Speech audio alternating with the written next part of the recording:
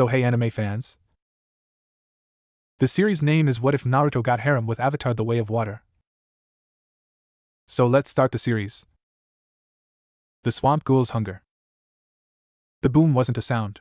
It was a physical punch to the inner ear, a pressure wave that made the hospital windows rattle in their frames and the floor bag beside Aonung's bed shiver like a terrified jellyfish. It was followed by a deep, wet, tearing sound, the shriek of ancient roots being ripped from the earth, and then the screams. Human screams, sharp with terror, then abruptly smothered, not by silence, but by a thick, gurgling echo. Aonung was on his feet before his mind had fully processed the command. His legs, still weak from dimensional transit and dehydration, buckled. He caught himself on the bedside table, sending the half-full water cup crashing to the floor. The splash was pathetically small against the chaos unfolding outside. "Stay here!" Naruto's voice was a whip crack of authority, all gentle warmth gone, replaced by the granite of command. In a blur of yellow light, he was gone, the window left open, the curtain whipping in his wake. Hinata moved not to the window, but to Aonung's side, her hand steadying him. Her touch was firm, but her palm was cool. Her Byakugan was active, veins pulsing around eyes that saw through walls. "What do you see?" Aonung demanded, his own heart hammering a frantic rhythm against his ribs. The silent emptiness of this world was now filled with a wrongness that was painfully familiar, the psychic stench of a corrupted spirit. "The Naka River, it's bubbling. Not from heat. From something inside it," Hinata said, her voice low and focused. "A mass of dark water. It's absorbing the river, growing. It has a shape. Many limbs. No distinct head. It's moving toward the village, and anything it touches." She flinched, a minute tremor in her jaw. "The chakra signatures of the shinobi engaging it are dimming. Rapidly. It's not just injuring them. It's consuming their energy." "The swamp ghoul," Aonung breathed, the old stories of his grandmother surfacing through the panic. Tales told to children to keep them from the blighted mangroves. "It is a spirit from a place where the great mother song is sick. It feeds on life force, on memory. It does not kill to eat. It eats to erase." Boruto, Sarada, and Natsuki were already at the window. "Let's go!" Boruto yelled, his body crackling with blue energy. "Wait!" Aonung's voice, raw but forceful, stopped them. They turned. "Your energy, your chakra, it will be a feast for it. It is drawn to power, to song. You cannot fight it like a normal beast. It has no flesh to cut, no bone to break." "So what do we do?" Sarada asked, her Sharingan already spinning, analyzing him, looking for weakness or deceit. "You must overwhelm its connection to the water. Isolate it. Or, you must speak to it. Sing it back to peace." At their blank, incredulous stares, he gritted his teeth. "Or you must drown it in a power so pure it cannot digest. My people would call the Tulkun, or the Great Leviathan. What do you call here?" Boruto shot a look at Sarada. "Dad? And Uncle Sasuke." Another tremor shook the building, closer this time. The gurgling roar echoed again, closer, a sound that seemed to suck the warmth from the room. Hinata's face paled further. "It's breached the outer training ground. It's moving fast. Naruto and Sasuke are engaging it, but their jutsu, the water just absorbs them. It's learning." Aonung pushed off from the table. "Take me there." "You're in no condition," Hinata began. "I am the only one here who knows what it is," he snapped, the fear making him sharp. "I brought this poison to your shore. My duty is to clean it." The words of his father, Tanawari, rang in his head. A leader does not send his people into currents he fears to swim. Hinata studied him for a long second. She saw the tremor in his hands, the sheen of cold sweat on his brow, but also the unyielding fire in his eyes. She nodded. "Stay behind us. Describe its nature. Do not engage." She looked at the genin. "Protect him. That is your mission." The scene at the training ground was not a battle. It was a slow-motion nightmare. The Naka River here was a wide, gentle curve, usually reflecting the serene blue of the sky. Now, it was a churning, ink-black tumor. At its center was the swamp ghoul. It was a shifting, amoebic mass of viscous, tar-like water, constantly forming and dissolving pseudopods, limbs that lashed out like black whips, scooping up earth, trees, and anything else they touched. It had no face, but the surface of its body roiled with faint, ghostly impressions, screaming mouths, wide eyes, the clawing hands of its victims, all formed for a second from the dark water before melting back into the hole. It emitted a low, constant drone, a corrupted hum that felt like syrup in the ears, smothering thought. Around it, flashes of light and color seemed pitifully small. Naruto, a blaze of golden chakra, flew around it, launching raisin shuriken that screamed through the air. They struck the creature, each one a miniature sun of grinding wind blades. The ghoul's body would explode outward in a shower of black droplets, only for them to be pulled back a moment later, the mass seemingly unharmed, even larger. It had absorbed the riverbank, the grass, the very soil, adding their mass to its own. On the other side, Sasuke Uchiha, a dark silhouette against the chaos, wielded blazing Amaterasu flames. The black fire clung to the water monster's surface, sizzling and steaming. But the ghoul simply shed the afflicted water. The burning black slurry sloughed off its main body, forming a pit of flaming muck that slowly extinguished as the creature moved away, leaving a scar of dead, ashen earth. It's adapting, Sasuke called out, his Sharingan tracking the flows of chakra within the beast. It identifies the nature of the attack and discards the compromised material. It's using the water and earth it consumes to regenerate. Then we hit it with something it can't discard, Naruto roared.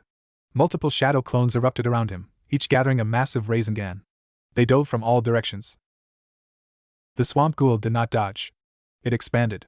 A sphere of pure black water swelled outwards, engulfing the clones and their Rasengan. There was no explosion. Just a wet, sucking pop, and the clones vanished in puffs of smoke. The Rasengan's energy was absorbed, causing the ghoul to pulse with a sickly, internal light, the ghostly faces on its surface twisting in a momentary mimicry of agony before settling back into hungry blankness. It let out a gurgling shriek that was almost triumphant.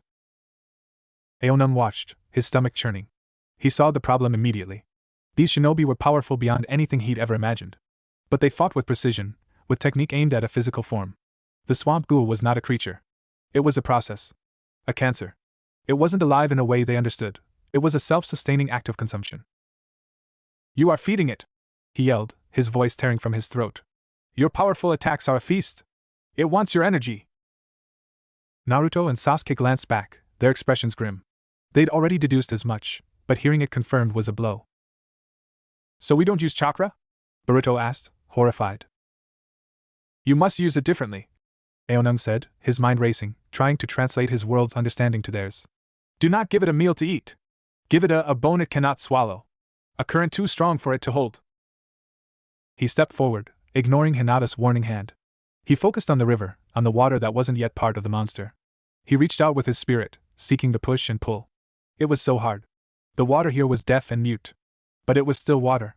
He didn't try to command a massive wave. He focused on a single, simple concept: separation. He swept his hands apart, a slow, straining motion. A trench, 10 feet wide and 3 feet deep, ripped through the earth between the ghoul and the main course of the Naka River. Clean water surged into the ditch, but the connection was severed. The ghoul's main body was now cut off from its largest source of replenishment. It recoiled. For the first time, its movement wasn't a hungry lunge, but a shudder of irritation. The constant drone in the air sharpened into a screech. Every ghostly face on its surface turned toward Aonung. You sing differently. The words didn't come from a mouth, but bubbled up from the drone, formed from the sound of rushing water and choking mud. It was a chorus of stolen voices. Little singer, from the far song, your tune is new. The entire mass of the ghoul flowed, abandoning its engagement with Naruto and Sasuke, surging toward Aonung with terrifying speed. A pseudopod the size of a tree trunk lashed out, not to crush, but to engulf. Shinra Tensei! A powerful repulsive force blasted from above, emanating from a figure with strange, ripple-patterned eyes, the leader of the ANBU, Koji. The black water pseudopod shattered into a million droplets. But they hung in the air, quivering, before streaming back to the main body. Sarada was already in front of Aonung, kunai drawn. Boruto and Mitsuki flanked him. Think faster, fish boy! Boruto snapped, a Rasengan buzzing to life in his palm. What's the bone? Aonung's eyes darted from the ghoul to Naruto, blazing like a sun, to Sasuke, whose chakra was a cold, purple thunderstorm. Purity. Overwhelming power. A current too strong. It eats energy. So give it more than it can eat. All at once. But not separate. Together. Your two strongest. Their power must become one current. A confluence. Sasuke's Rinnegan glowed. He understood. Naruto! Naruto, high in the air, didn't hesitate. He didn't need to know the plan. He trusted Sasuke's instincts implicitly. He dropped like a meteor, a comet of gold. The swamp ghoul sensed the confluence of immense energies and surged upward to meet it, a massive maw of darkness opening, ready to consume the sun. Now Boruto! Aonung yelled, an idea flashing. The lightning!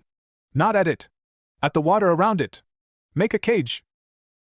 Boruto didn't question. He thrust his hands forward. Lightning style, thunderclap arrow. A torrent of brilliant white lightning, enhanced by his kama, not at the ghoul's core, but striking the wet ground and the severed river water surrounding it. The electricity raced through the moisture, creating a crackling, spitting cage of pure energy around the creature. It didn't hurt it, but it agitated it, contained it, made the dark water sizzle and dance, holding its attention. In that instant, Naruto and Sasuke converged. Sasuke's Susanoo, a skeletal purple giant, formed around him. In its hand, not a sword of chakra, but a vessel, a bowl of Amaterasu flames shaped and contained by the Susanoo's will. Naruto, in his Nine Tails chakra mode, landed on the Susanoo's other shoulder. He didn't form a Rasengan. He poured a torrent of raw, golden six paths chakra, not an attack, but a pure, undiluted flood of life energy, into the bowl of black fire. The two opposing, supreme energies didn't clash.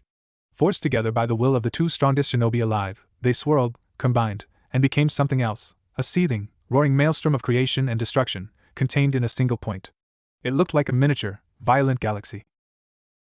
The swamp ghoul, trapped in Boruto's lightning cage, sensed it. Not a meal. A cataclysm. It tried to shrink, to disperse, to flee into the earth. Six paths, Amaterasu Inferno! Sasuke's Susanoo hurled the contained maelstrom. It flew not like a projectile, but like a falling star, leaving a scar of heat in the air. It struck the center of the ghoul. There was no absorption. No digestion. The pure, chaotic, overloaded energy unmade it. The black water didn't explode. It evaporated in a vast, screaming cloud of superheated steam. The ghostly faces melted into wisps of mournful sound before being silenced forever. The drone cut off. The lightning cage fizzled out.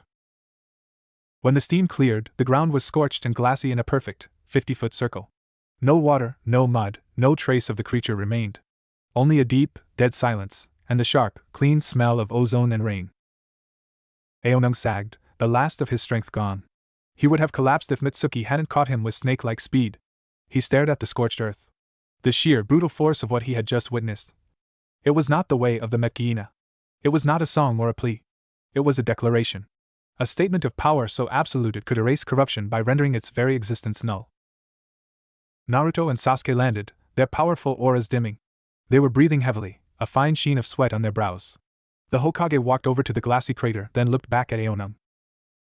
A confluence, Naruto said, his voice tired but approving. You called it. You drowned it in a sun, Aonung whispered, awed and slightly terrified. We're a dramatic bunch, Boruto quipped, but his hands were trembling from chakra exhaustion. Sarada was deactivating her Sharingan, a headache already blooming behind her eyes. Sasuke approached Aonung, his Rinnegan now dormant, his dark eye scrutinizing him. You understood its nature in seconds. Your advice was tactically sound. It was as close to a thank you as Sasuke Uchiha ever got. Hinata appeared beside Naruto, her Byakugan scanning the area. It's completely gone. No residual chakra, no spores, nothing. The river water is already clearing. Naruto nodded, but his face was grave. He looked from the crater to Aonung. You said this came because of the rift. Because the Tulkun killer's weapon wounded a place in your world. Aonung nodded weakly. Yes. This is a symptom. The wound is still open. If that weapon, or others like it, fired again at the rift, then more than just swamp ghouls might come through, Sasuke finished darkly. The fear that had receded now returned, colder and deeper. The fight was over, but the message was chillingly clear. The incursion was not an accident. It was a contamination. And the source of that contamination was a man in a metal ship, with a weapon that could tear the fabric between worlds, who was now potentially hunting a trail that led straight to Konoha. Aonung looked at the faces around him, the determined Hokage, the intense Uchiha, the fierce Genin, the calm Hyuga. They had just saved his life and their home from a horror he'd brought. They were powerful. But were they ready for the calculated, technological butchery of the RDA? For the cold, hungry eyes of Miles Quaritch?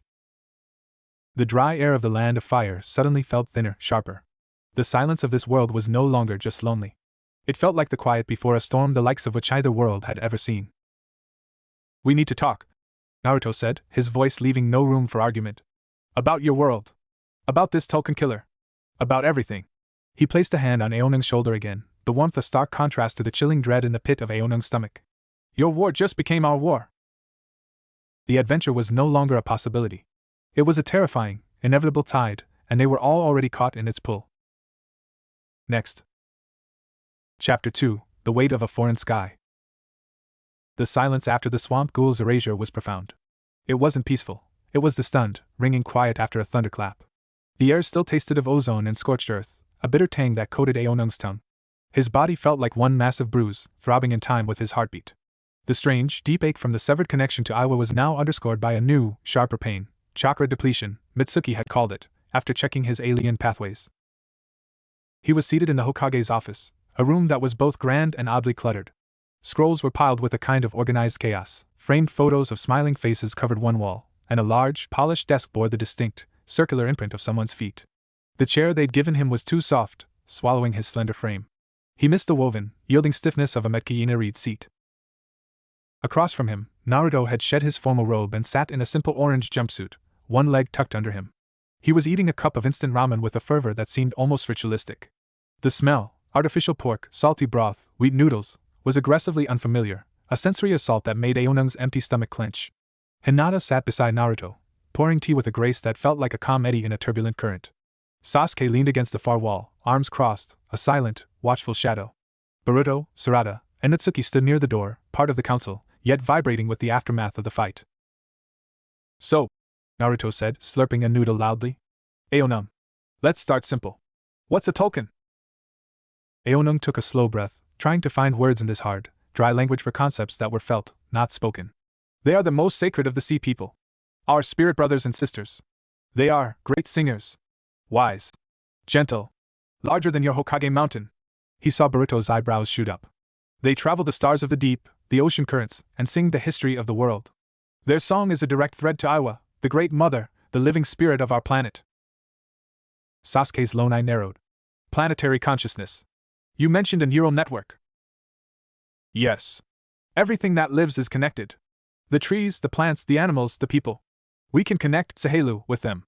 We feel their memories, their joys. The Tolkien are the greatest of these connectors." He touched the dormant marks on his forehead. "This lights up when we make the bond." "And the Tolkien killer?" Naruto prompted, his voice losing its ramen-fueled casualness. "This Quaritch. Why does he hunt them?" A cold knot formed in Aonung's gut. "For a fluid in their brains. The humans of the Sky People, the RDA, call it Amrita. It stops human aging. It is worth more than any metal or gem on your world or mine." The words felt filthy in his mouth. "They harpoon them. They pump them full of poison while they are still alive, to preserve the product. They call it a Viper Wolf drill, a quick, clean kill." He spat the last words, the memory of Ronald's panic song echoing in his silent mind. "There is nothing clean about it. The death scream of a Tolkien, it shakes the ocean for miles.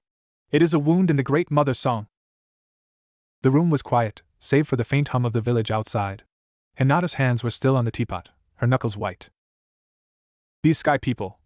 Shikamaru Nara, the strategic mind who had entered silently, spoke from a corner. He was looking at a map, but his attention was wholly on the conversation. "They are baseline humans? No connection to your Aiwa?" "They are demon in human skin," Aonung said fiercely. "They cannot hear the song. They are deaf to the world. They see only things to take. They have machines that scar the land, ships that poison the sea, weapons that spit fire and metal. They are a disease." "But Quaritch specifically?" Sasuke pressed. "You called him a recombinant. Explain." Aonung shuddered. "The worst of their blasphemies. They take the memories of their dead warriors, their most violent, their most cruel, and they put them into new bodies grown from the people, from our own flesh, but made to look like them. They are abominations. Walking ghosts with the face of the enemy and the strength of the people.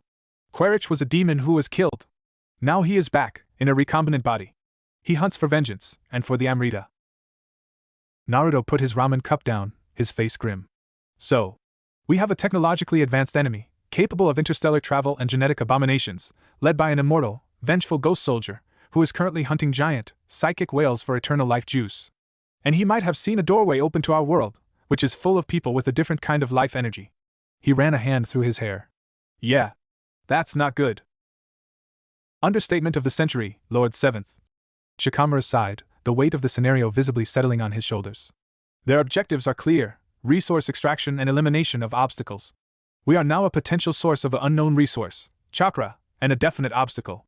If they can track the dimensional residue, they will come. Not with a spirit monster, but with orbital scans, stealth drones, and kinetic bombardment." "We must assume they are already watching," Sasuke said. "The swamp ghoul's emergence and defeat would have been a significant energy spike. If their sensors are attuned to anomalous phenomena, they have a beacon." Aonung felt a crushing wave of guilt. He had brought a target onto these people's backs. I am sorry." My fight was not yours. Hey, Naruto said, his tone shifting, losing its grimness and gaining a stubborn, warm resolve. Don't start that. You were protecting your family. I'd have done the same. Heck, I've done the same, a bunch of times. It usually ends up with someone's village getting attacked. It's kinda my thing. He offered a lopsided grin. The point is, you're here now. And you're under the Leaf's protection. That means your problem is our problem. And we don't run from problems.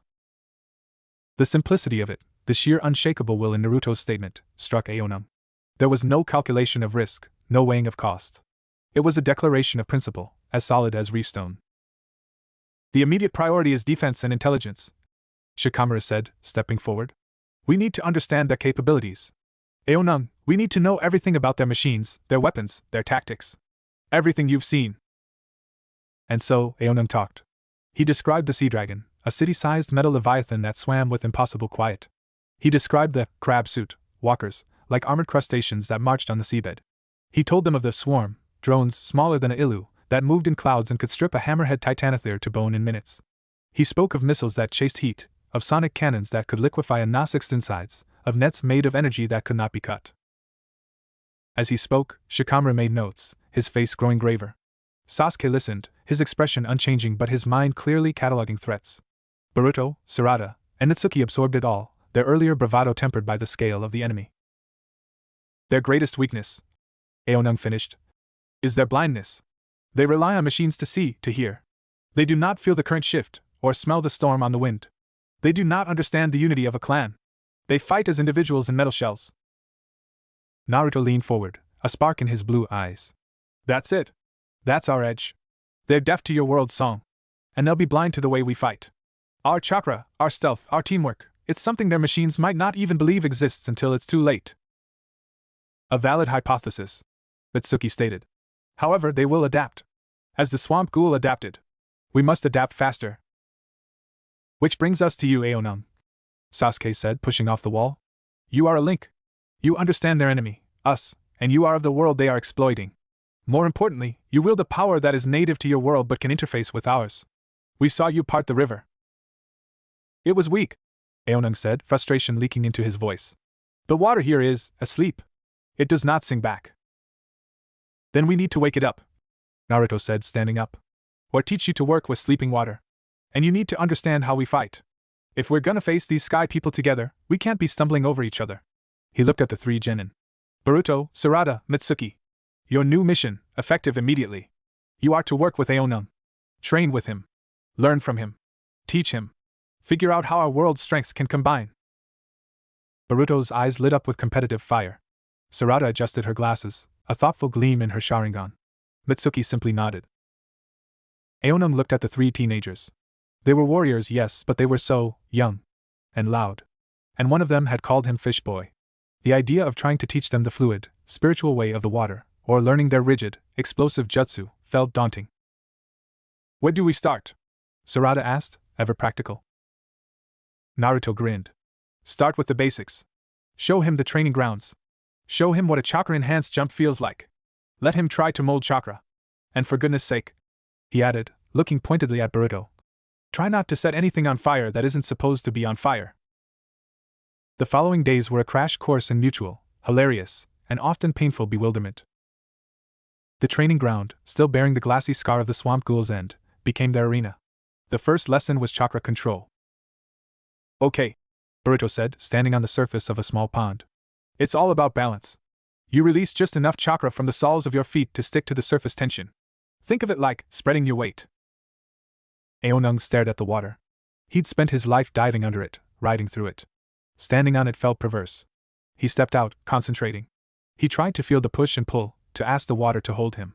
His foot sank immediately, soaking him to the knee. No, not like that. Boruto laughed. You're not asking the water, you're using your own energy. Feel your chakra. I do not have chakra like you, Aonung retorted, pulling his soggy foot out. I have the song of Iwa in me, and it is silent here. Then make some noise, Boruto shot back. Sarada, demonstrating from the bank, tried to explain more methodically. The Tenketsu points release the energy. You must gather it from within your core and flow it down specific pathways. She showed him a basic hand seal. The ram seal helps focus it. Aonung looked at her intricately crossed fingers. It looked painfully cramped. He tried to mimic it, his long, flexible fingers tangling awkwardly. The seal felt like a cage, not a focus. He held it, scrunched his face in concentration, and pushed with his will. A tiny, pathetic puff of steam hissed from his palm. Not even enough to warm his hand. Mitsuki observed. Your energy pathways are different. You are attempting to force a square stream through a round channel. You are not molding chakra, you are venting life force inefficiently. Frustration mounted. He was the son of the Oloikton. He could ride a rampaging Tsurik in a storm. He could hold his breath for half an hour and dive to depths that would crush these land creatures. And here he was, unable to stand on a puddle. The humiliation peaked when Boruto, trying to demonstrate a basic water style, water dragon jutsu, went through a series of rapid, complex hand seals. The pond water responded, rising up in a majestic, if slightly wobbly, dragon-shaped torrent that crashed impressively on the far bank. See? You shape it with the seals and your intent, Boruto said, puffing his chest. Aonung looked from the pond to Boruto's hands. A sudden, rebellious impulse took him. He didn't need their silly finger-twisting. The water had just moved. It had shown it could move. He walked to the pond's edge, ignoring them. He closed his eyes, blocking out their skeptical stares. He didn't think of tenketsu or seals. He thought of home. Of the warm, singing current of the reef. Of the powerful, smooth muscle of an ilu beneath him. He reached out not with a system of energy, but with the feeling of the ocean's immense, rhythmic breath. He swept his hands upward. The entire pond, every drop, exploded upward in a solid, roaring column, 20 feet high and 6 feet wide. It wasn't shaped like a dragon. It was a perfect, shimmering pillar of water, holding its form with impossible surface tension, catching the sunlight like a giant, liquid crystal. It hummed with a faint, resonant frequency, the dormant blue marks on Aonung's face flickering to life with a soft, persistent glow. He held it for 10 full seconds, his entire body trembling with the effort, his connection straining in the silent world. Then, with a gasp, he released it. The water fell back not in a crash, but in a heavy, uniform rain, soaking all 4 of them utterly. The 3 shinobi stood, dripping, mouths agape. Boruto's jaw was practically on his chest. Sarada's Sharingan had activated without her willing it, desperately trying to analyze the 0 hand seals, the pure spiritual command. Mitsuki simply wiped water from his eyes, a rare look of deep interest on his face. You just... Boruto stammered. I asked? Aonung panted, a fierce, proud smile breaking through his frustration. And for a moment, the sleeping water remembered how to sing. The lesson had been learned, but not the one Boruto intended. The power of the Metkayina was not in control, but in harmony. It was a revelation, clumsy, overwhelming, and inefficient with chakra, but breathtaking in its raw, spiritual potency. The next lesson was shinobi movement. Tree walking. Aonung watched Boruto and Sarada run vertically up a towering pine with effortless grace. He placed his hand on the rough bark. He could feel the slow, deep pulse of the tree's life, a faint, slow rhythm compared to the vibrant songs of Pandora's flora, but it was there. He didn't try to stick to it. He tried to sync with its rhythm, to become part of its upward growth. He took a running start, and ran face first into the trunk, bouncing off and landing flat on his back with a grunt. Boruto howled with laughter, clutching his sides. Even Sarada hid a smile behind her hand. Okay, Boruto said, wiping a tear. Maybe we start with the theory. The theory was worse. Chakra nature transformation, tactical formations, shurikenjutsu angles. It was a dry, logical avalanche that made his head swim. He was a hunter of the three-dimensional sea, where tactics were about currents, ambush from below, and the herd's unity. This was chess played at a sprint. The only thing that felt remotely familiar was the kinesthetic sense of Sarada and Mitsuki in a spar. Their speed, their fluid evasion, the way they seemed to anticipate each other's movements, it reminded him of the intricate, synchronized hunting dances of an illipod. He found himself, despite himself, watching Sarada intently. Not just her technique, but the fierce focus in her eyes, the way she pushed her glasses up after a successful strike, the slight, proud tilt of her chin. She was so certain, so grounded in her world. He envied it. During a break, as they shared dried rations, Aonung found the taste bland and papery. He turned to her. Your eyes. The red ones with the spinning marks. They are a connection too, yes? They see more. Sarada nodded. The Sharingan. It perceives the flow of chakra, copies physical movements, sees through illusions. It is the eyes of my clan. A tool of both great power and great sorrow. There was a weight in her words, a history he didn't understand. On my world we have a saying, Aonung said quietly. The eye of the storm is clear, but it is surrounded by the whirlwind. To see clearly often means you stand in the heart of great turmoil. Sarada looked at him, truly looked at him, her dark eyes thoughtful behind her lenses.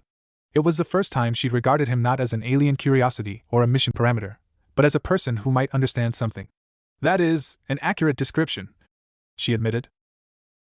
A tentative bridge, built on shared burdens of legacy, stretched between them. The tentative peace was shattered by Boruto's next lesson. All right, Water Whisperer. Let's see you handle something with a bit more kick. Try this. He formed a Rasengan, the buzzing sphere of chakra tearing a vortex in his palm. Aonung eyed it warily. He could feel the chaotic, grinding energy from 3 feet away. It was the opposite of the harmonious flow he knew. Just try to deflect it. Use a water shield or something. Boruto charged, not waiting for a reply. Instinct took over. Aonung didn't have time to summon water. He saw the incoming vortex, felt its disruptive nature. He didn't think of deflecting. He thought of redirecting a sudden, powerful riptide. He stepped into the charge, not away, his hands coming up not to block, but to guide. At the last second, he slapped his palms against the sides of the Rasengan, not opposing its spin, but adding a lateral vector, twisting its axis. The result was catastrophic. The Rasengan didn't hit him. It didn't explode. It corkscrewed wildly out of Boruto's control, shooting off at a right angle with a shrieking whine. It plowed into a nearby storage shed filled with training equipment. There was a sound like a giant metal beehive being put through a grinder. The shed disintegrated in a cloud of splinters, sawdust, and shredded wood. Dozens of practice posts, wooden kunai targets, and several unfortunate straw dummies were vaporized. A single, perfectly spherical hole was left in the fence behind it. The buzzing faded. A light rain of finely ground sawdust settled over the training ground. Boruto stood frozen, his hands still outstretched, his face a mask of utter shock. Sarada and Mitsuki stared at the devastation. Aonung looked at his own hands, then at the path of destruction, horrified. I was trying to change its current. From the Hokage's office window, a distant, booming laugh echoed across the village. Naruto's voice, full of pure, unadulterated glee, followed by a weary, "What now?" from Shikamaru. Boruto slowly turned to Aonung, a huge, incredulous grin spreading across his face. You diverted a Rasengan. Without touching the core. No one does that. I believe I have broken your storage, Aonung said meekly, the pride from the water pillar gone. Are you kidding? Boruto laughed, clapping him on the back. That was awesome. Annoying, cause I'm gonna have to explain it to the logistics team, but awesome. You don't fight like anyone. As the sun set, painting the sky in hues of orange and purple utterly devoid of the swirling bioluminescence of Pandora's nights, Aonung sat alone on the training ground fence, nursing a cup of the bitter leaf tea. He was exhausted, bruised, humiliated, and strangely exhilarated. He'd failed at almost everything they'd tried to teach him. But he'd also shown them something they'd never seen. He heard a soft footfall. Sarada approached, holding 2 onigiri. She offered him one. You should eat. Mitsuki says your energy signature is still fluctuating. He took it. The rice was sticky and bland, but filling. Thank you. You're learning, she said simply. Faster than you think. You just learned sideways. He gave a tired half smile. My father used to say I learned the way in eel hunts, by squirming through cracks no one else sees. It might be what we need, Sarada said, her gaze serious. Against an enemy that thinks in straight lines and logic, someone who thinks in currents and songs could be unpredictable. She paused. What does it sound like? Your home? The question caught him off guard. He closed his eyes, trying to push past the silence. It is a chorus. The low hum of the reef, like a million tiny bells. The deep, traveling songs of the Tolkien, melodies that carry for thousands of miles. The chittering of fish, the sigh of the currents through coral, the pulse of the bioluminescence at night, a visual song. And underneath it all, the steady, warm heartbeat of the Great Mother. It is never quiet. To be there is to be held. In a song. He opened his eyes. Sarada was watching him, her expression unreadable. It sounds beautiful, she said quietly. It is, he whispered, the homesickness a physical ache in his throat. And I may never hear it again. Before she could answer, a flurry of movement at the village gate drew their attention. A squad of sensory ninja, led by a pale-eyed Hyuga, was speaking rapidly to the gate guards. Their postures were rigid with urgency. Aonung's blood went cold. He didn't need to hear the words. He knew. Sarada saw it too. She stood up, her body shifting instantly into a combat-ready stance. They'd found something. The tentative peace of the training days shattered. The War of Worlds, the hunt across dimensions, was no longer a looming threat. The first skirmish had just ended with the shed's destruction. The next, Aonung knew with a sickening certainty, would be written in blood and fire. The Sky People's silence was over. They had announced their presence. And the hidden leaf, with its defiant, noisy, glorious chaos, would have to answer. Next. Chapter 3: The Silence of Machines. The urgency at the gate was a tangible thing, a low-voltage buzz that cut through the evening's calm like a vibroblade. Aonung's Metkayina senses, attuned to the subtle shifts of a predator's approach in the water, prickled with a similar, dry land alarm. It wasn't a sound or a smell, but a tightening in the air, a collective held breath from the shinobi on duty. Sarada was already moving, her earlier contemplative mood shed as easily as a cloak. "Stay close," she ordered, not looking back. Aonung, the half-eaten onigiri forgotten, followed, his long legs keeping pace with her purposeful stride. Boruto and Mitsuki materialized beside them as they neared the main gate, drawn by the same unspoken signal. Shikamaru Nara was already there, his face a mask of weary focus as he listened to the report from the Hyuga sensory team leader, a man named Ko. "No chakra signature whatsoever, Lord Shikamaru," Ko was saying, his Byakugan veins bulging even as he spoke. "It's inert. Like a rock. But it's manufactured.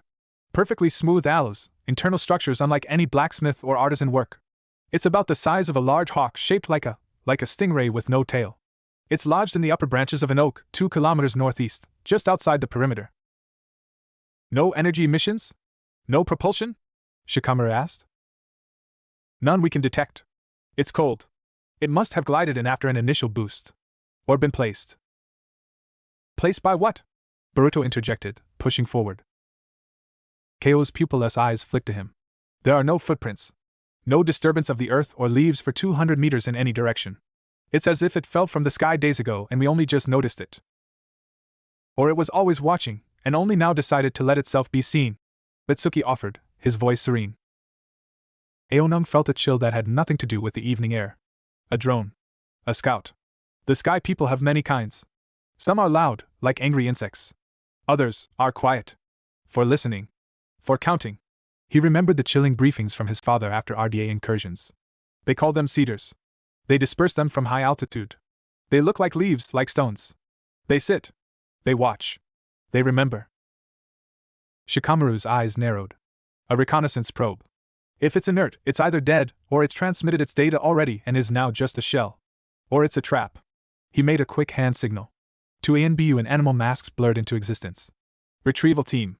Extreme caution. Assume it is rigged with unknown explosives or biochemical agents. Bring it to the sealed analysis chamber in intelligence." As the ANBU vanished, Shikamaru turned to Aonung. "You're sure it's theirs?"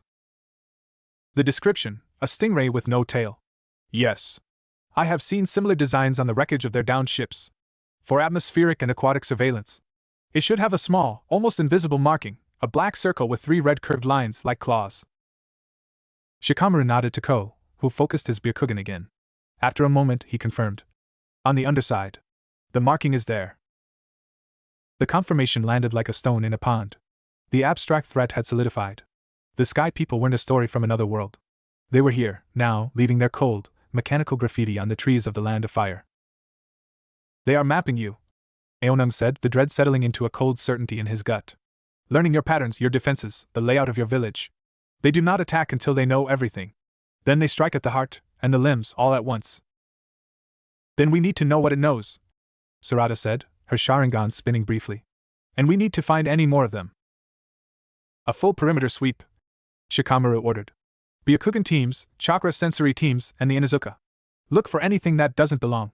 Not just chakra, anything too geometrically perfect, too still, too cold." He pinched the bridge of his nose. "And someone informed the Hokage. His subtle diplomacy lecture to the daimyo's council is going to be cut short." The sealed analysis chamber was deep beneath the Hokage tower, a room of stark white walls lined with chakra-dampening seals that made the air feel thick and muffled. The drone lay on a steel table under the glare of intense white lights. It was exactly as described, a sleek gray-black disc about 3 feet across, with a forward edge that tapered to a subtle point. Its underside was a smooth, seamless hull, bearing the dreaded RDA logo. It looked less like a machine and more like a fossil of some extinct, metallic species. Standing around it were Naruto, Shikamaru, Sasuke, Sakura, in her capacity as both medic and formidable analytical mind, and Aonung, who felt painfully out of place amidst the high-level shinobi. Boruto, Sarada, and Mitsuki observed from behind a reinforced glass viewing partition. No seams, Sakura murmured, her green-gloved hands hovering over the drone without touching it. Her chakra pulsed in a delicate diagnostic scan. No visible apertures, no exhaust ports. The material is a carbon ceramic composite, incredibly hard and light. There's a faint residual heat signature in the core, but it's cooling rapidly. It's been dead for hours at least. Can you open it?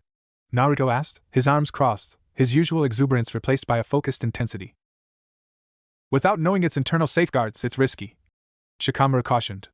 It could be booby-trapped to erase its memory core or release a toxin upon tampering. Sasuke's Rinnegan glowed softly. He studied the drone, not with chakra sense, but with a deeper, spatial perception. There is a cavity here, he said, pointing a finger at a spot near the center. The density shifts. It is likely the processor and memory storage. The outer shell is a single, molded piece. Opening it non-destructively may not be possible. Aonung stared at the silent machine. It was the embodiment of everything he hated, clean, silent, lifeless, and utterly purposeful. On my world, he said, his voice echoing slightly in the stair room. The greatest shamans sometimes try to read the memories of slain animals. To understand their last moments, their fears. Is there no way to listen to its memories? The shinobi looked at him.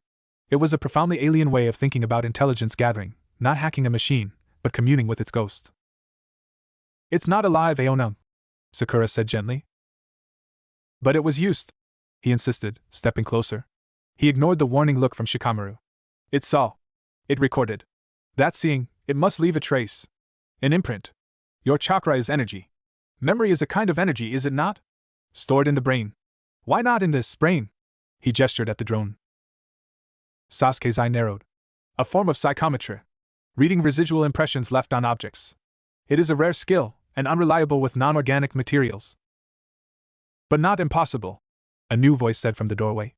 Ino Yamanaka, the head of Konoha's intelligence division, walked in, her blonde hair pulled back in a severe ponytail.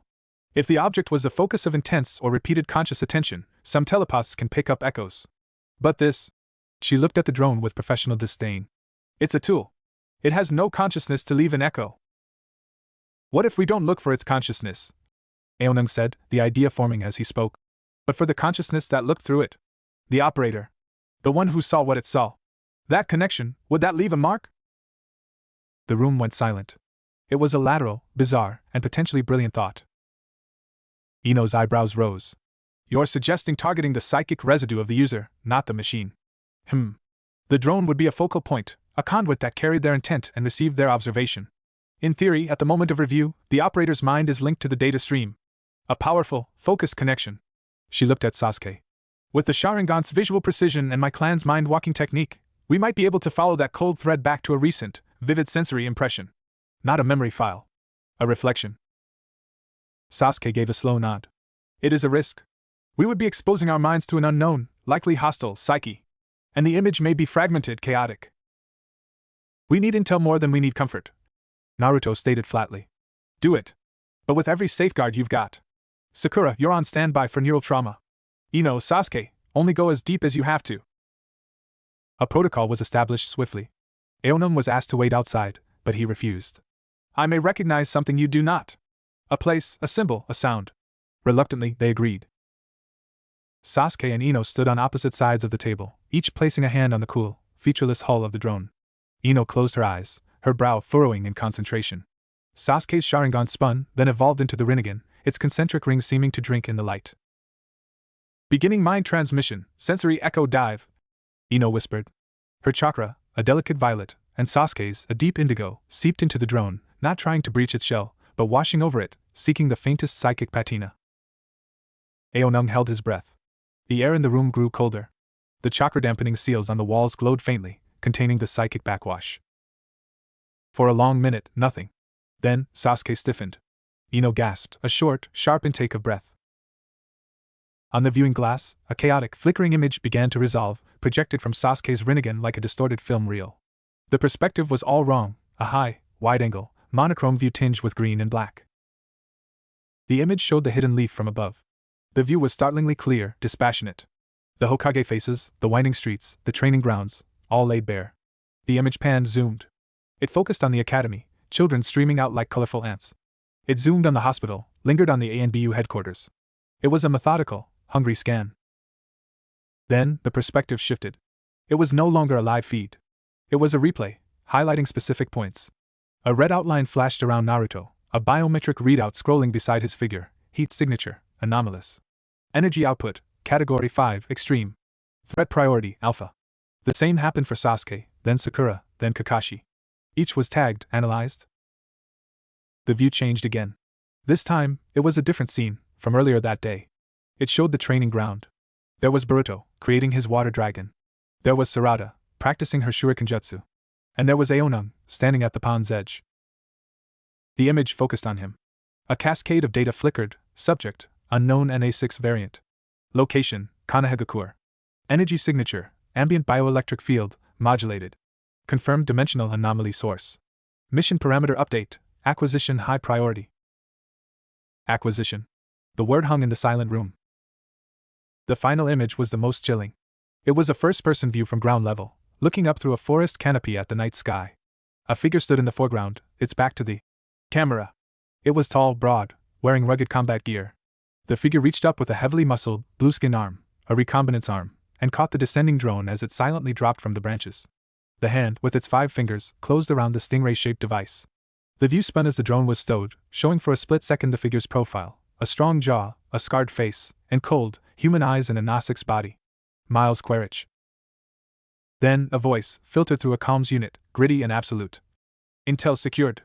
The asset is confirmed. The village is soft. Prepare the package for delivery. We go silent until the green light. Osprey leader out. The connection shattered. Ino stumbled back, clutching her head. Sasuke's Rinnegan deactivated, and he swayed slightly, a thin trail of blood leaking from his left eye, which had reverted to the Sharingan before closing. Sakura was at his side instantly, her hands glowing with green medical chakra. The projected images vanished. The room was left in the stark, unforgiving white light, the drone lying innocently on the table, now revealed as a vile, mechanical spy. Aonung's heart was hammering against his ribs. He had seen Quaritch. Here. In the forests of this world. He had stood under these same trees, coolly collecting his mechanical eye. The package. The green light. It was the language of a strike. They're not just watching, Naruto said, his voice low and dangerous. The warmth was gone, replaced by something as hard as diamond. They've already been on the ground. They have a mission. And Aonung, you're not just a source of intel to them. You're an asset. Something to be acquired. Shikamaru's face was grim. They've done a threat assessment on our top tiers. They know who the major players are.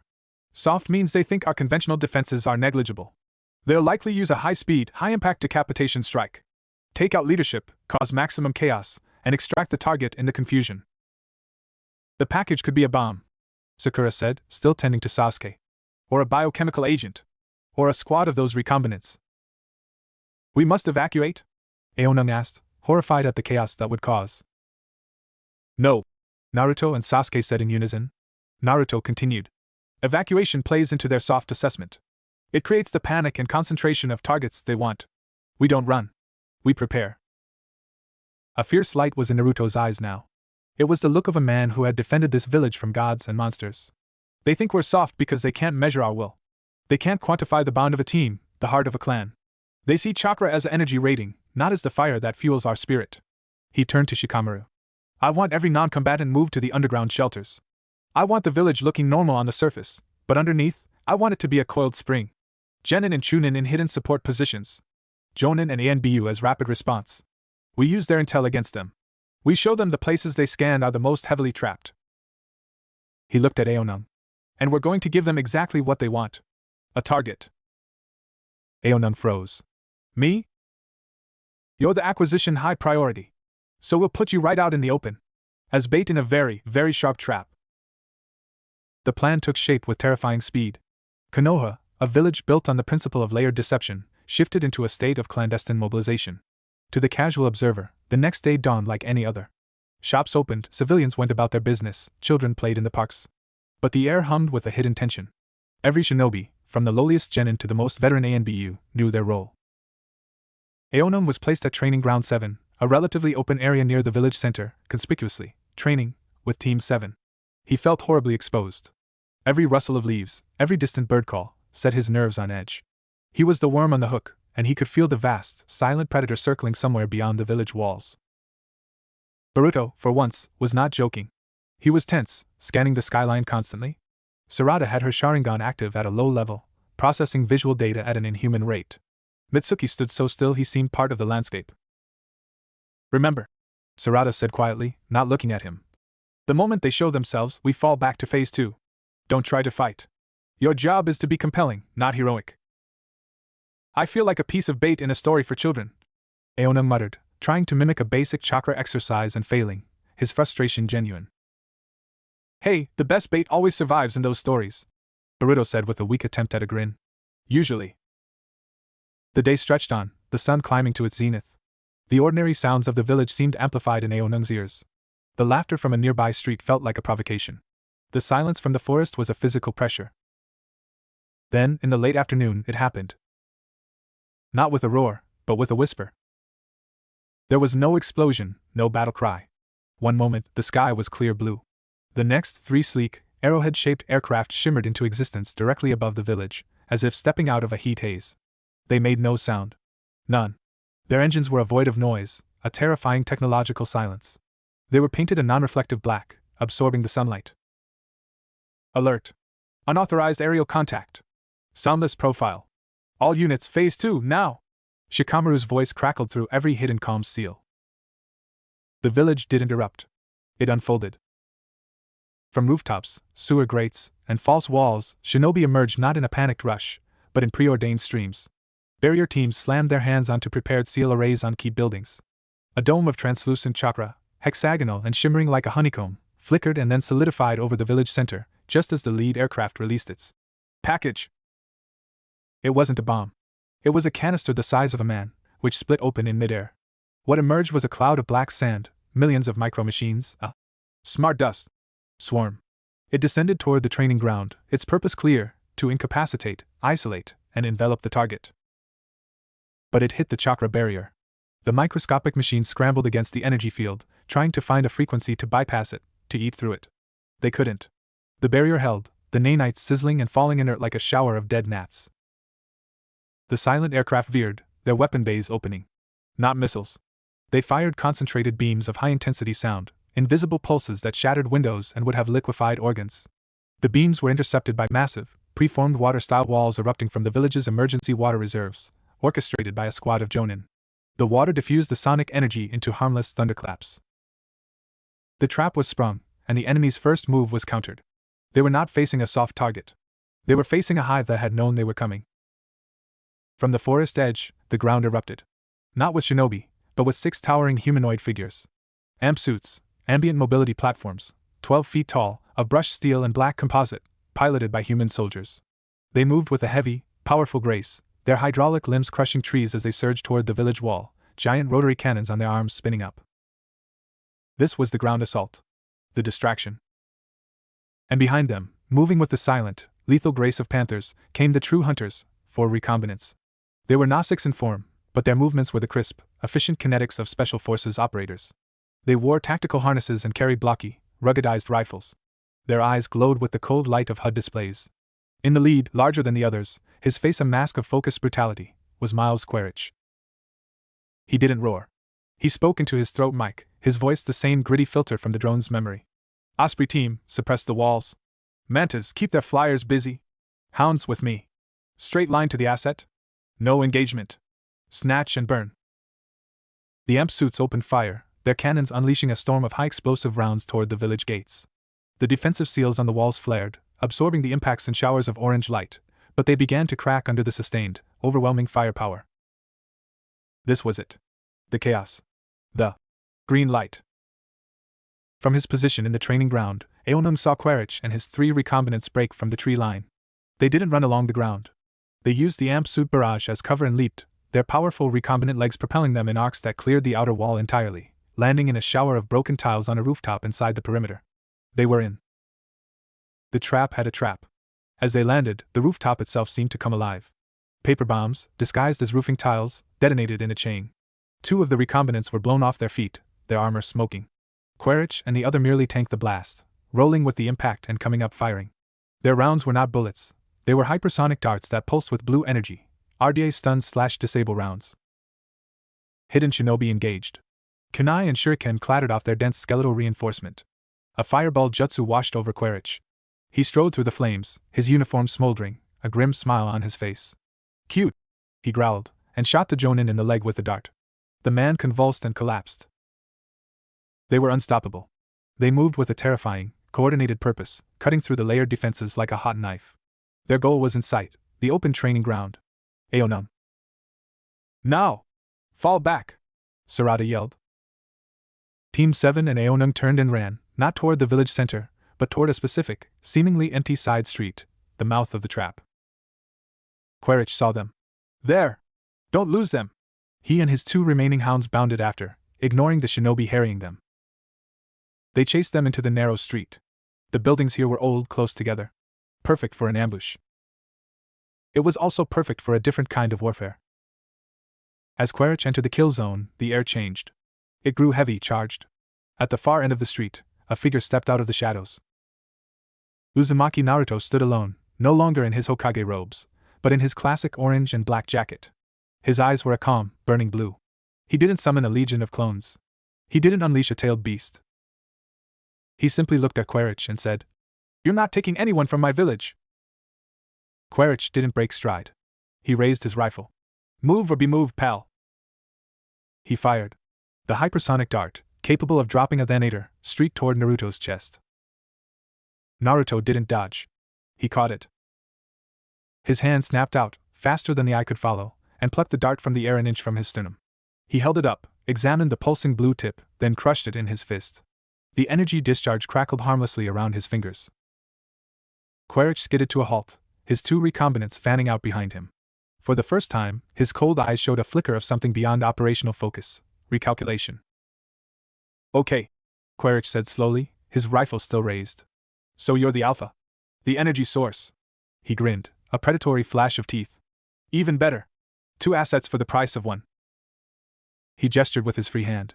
The 2 hounds lunged, not at Naruto, but to flank him, to keep him busy.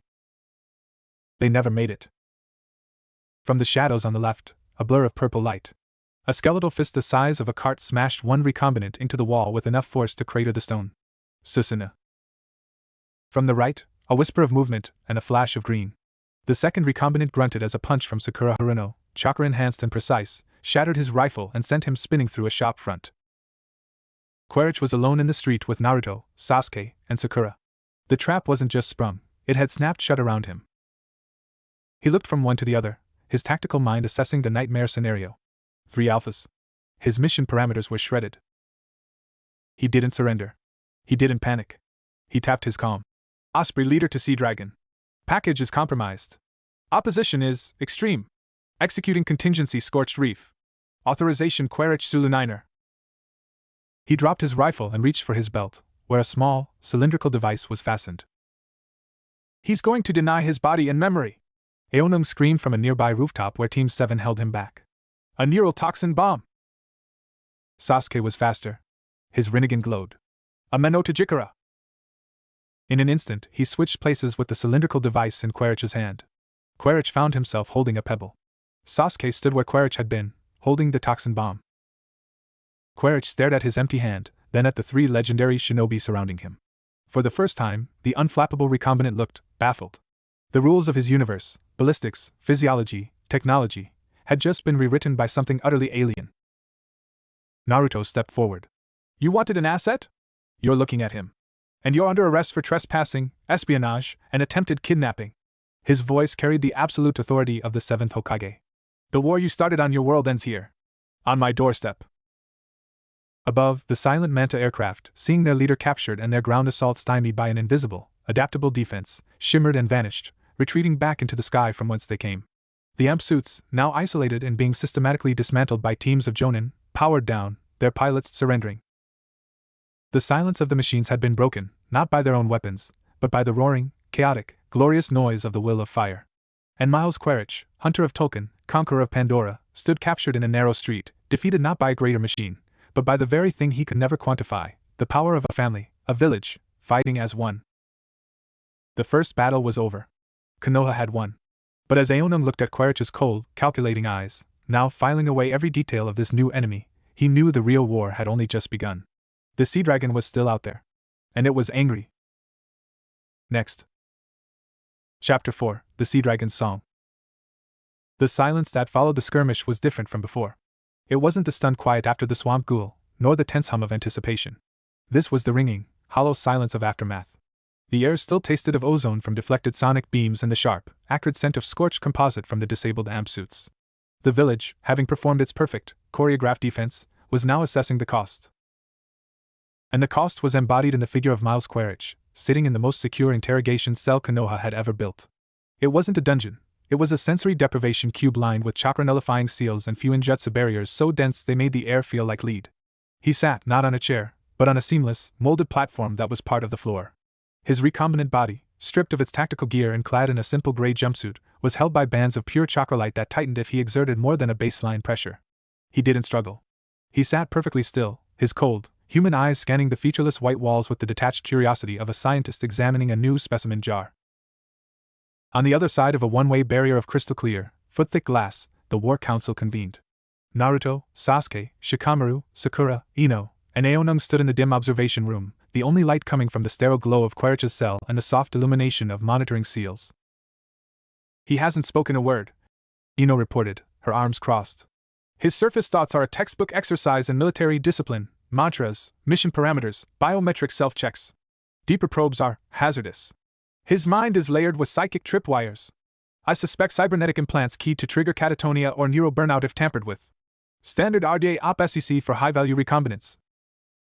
He's waiting, Sasuke stated, his Rinnegan eye fixed on the prisoner.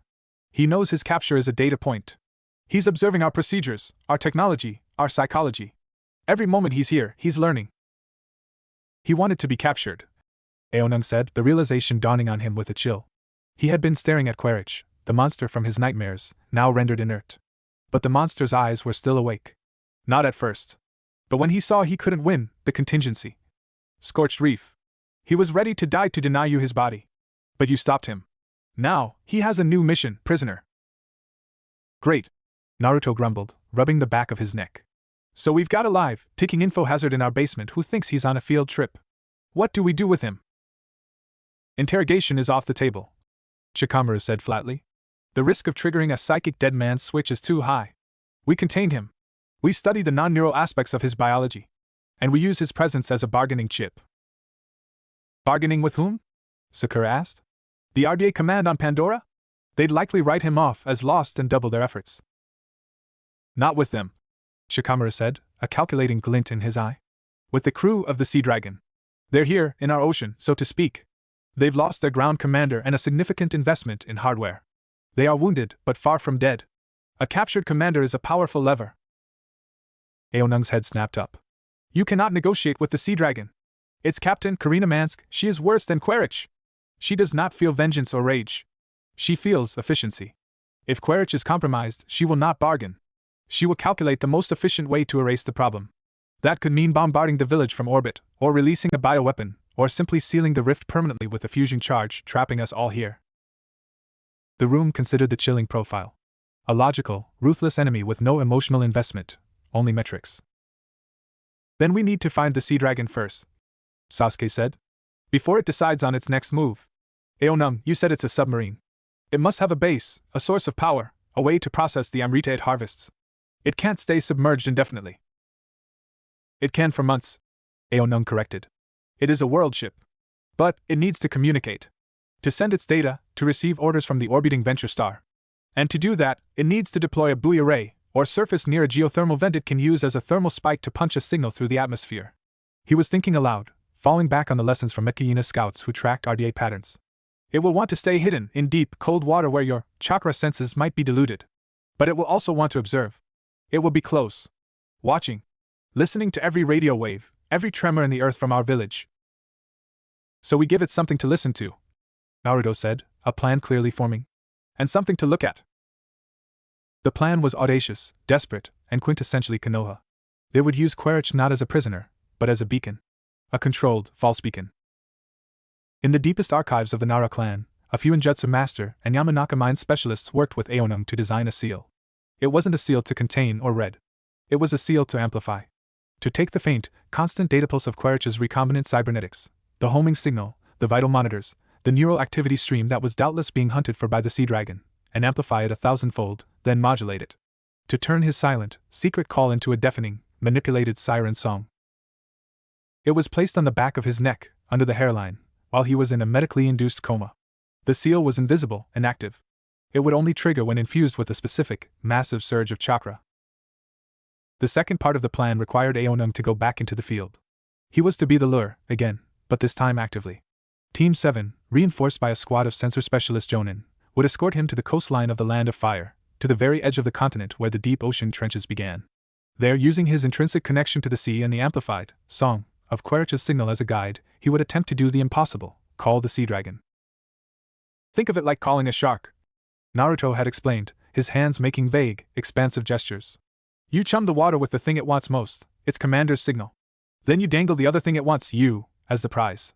When it comes in for the bite, we'll be ready with the biggest hook this world's ever seen. Aonung had pointed out that calling a shark usually ended with someone getting bitten, but the metaphor stood. 3 days later, they stood on a windswept, rocky promontory overlooking the vast, gray expanse of the Eastern Ocean. The air here smelled of salt, rotting seaweed, and cold stone. It was a pale, pathetic imitation of the vibrant, warm salinity of Pandora's seas, but it was still the ocean. Aonung felt a weak, trembling thread of connection re-establish itself. The water here was asleep, but it dreamed of tides and storms. It was something. The team was arrayed around him in a defensive perimeter. Boruto was uncharacteristically silent, scanning the horizon with a borrowed pair of Byakugan-enhancing binoculars. Sarada had her Sharingan active, watching not just for threats, but for the subtle distortions in the water that might indicate a massive, submerged object. Mitsuki stood beside Aonung, his sage-enhanced senses attuned to the natural energy, a baseline against which to measure any artificial intrusion. The Jonin squad leader, a serious woman named Yugao with lavender hair, gave the nod. Activate the beacon. In Konoha, deep below the interrogation block, Naruto placed his palm on a master control seal. He poured a river of his immense chakra into it. Miles away, the invisible seal on Querich's neck ignited. Nothing visible happened on the promontory. But Aonung felt it. A wave of wrongness pulsed outwards, a shrieking, digital cacophony wrapped in a shell of chakra.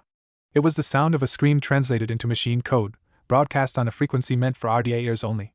It felt like having a splinter of ice driven into his temple. Ugh, do you feel that? Boruto grimaced, rubbing his own head. It's like someone's humming the most annoying song right inside my skull. It is the silence of the machines, Aonung said through gritted teeth. Made loud. Now we wait. And I must sing. He walked to the very edge of the cliff, where spray from the crashing waves below misted the air. He closed his eyes, shutting out the cold wind, the muttering of the shinobi, the psychic shriek of the beacon. He reached down, deep into the core of himself, to the place where the memory of Iwa's song resided. It was a fading echo, but it was his. He began not with a shout, but with a hum.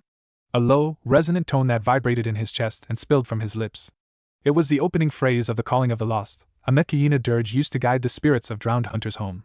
It was a song of longing, of emptiness, of a connection severed. He poured his homesickness, his fear, his isolation into it. As he hummed, he did something he hadn't dared try since arriving. He reached out with his water sense, not to command, but to empathize. He sent his song into the crashing waves below, asking them to carry it. He felt the water resist, sluggish and dumb. But the song, carried by his own unique bioenergy, the energy the RDA scanners had tagged, began to seep into the sea, a faint, alien stain against the vast, silent backdrop of the planet's ocean. For an hour, nothing. The beacon pulsed. Aonung sang until his throat was raw. The shinobi maintained their watch, tension coiling tighter with each passing minute. Then, Sarada stiffened. Movement. Deep. Very deep.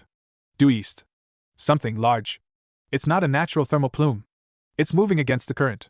Stealth systems are active, but it's displacing a colossal amount of water. It's like watching a mountain decide to take a walk. Yugao activated her comms. Contact.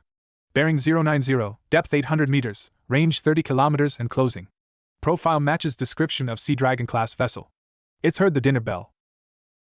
Aonung's song faltered. It was here. The metal leviathan. The heart of the poison. Stay on it, Aonung, Mitsuki said calmly. You are the compelling variable. Maintain the signal. He forced himself to continue, the dirge becoming a song of defiance. I am here, you deaf monster. Come and see what your greed has dragged into the light. The sea dragon didn't surface. It didn't need to. At a range of 20 kilometers, the first countermeasure arrived. The sea itself began to boil. Not from heat, but from a cloud of millions of the same smart dust nanites, released in a massive swarm. They didn't fly, they rode the surface tension, a spreading black stain on the water that moved with terrifying speed towards the coastline, consuming organic matter, plankton, algae, small fish, as it came, using their biomass to fuel its expansion. Barrier teams! Yuga barked. The sensor Jonin formed hand seals in unison. Earth-style, rising bastion wall. The cliff face below them erupted, sheer walls of stone shooting up from the water's edge, forming a fortified seawall. The black swarm hit it, and began to crawl upwards, eating into the rock, dissolving it grain by grain.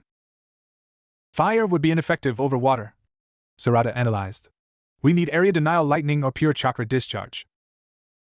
On it! Boruto formed a cross-shaped hand seal.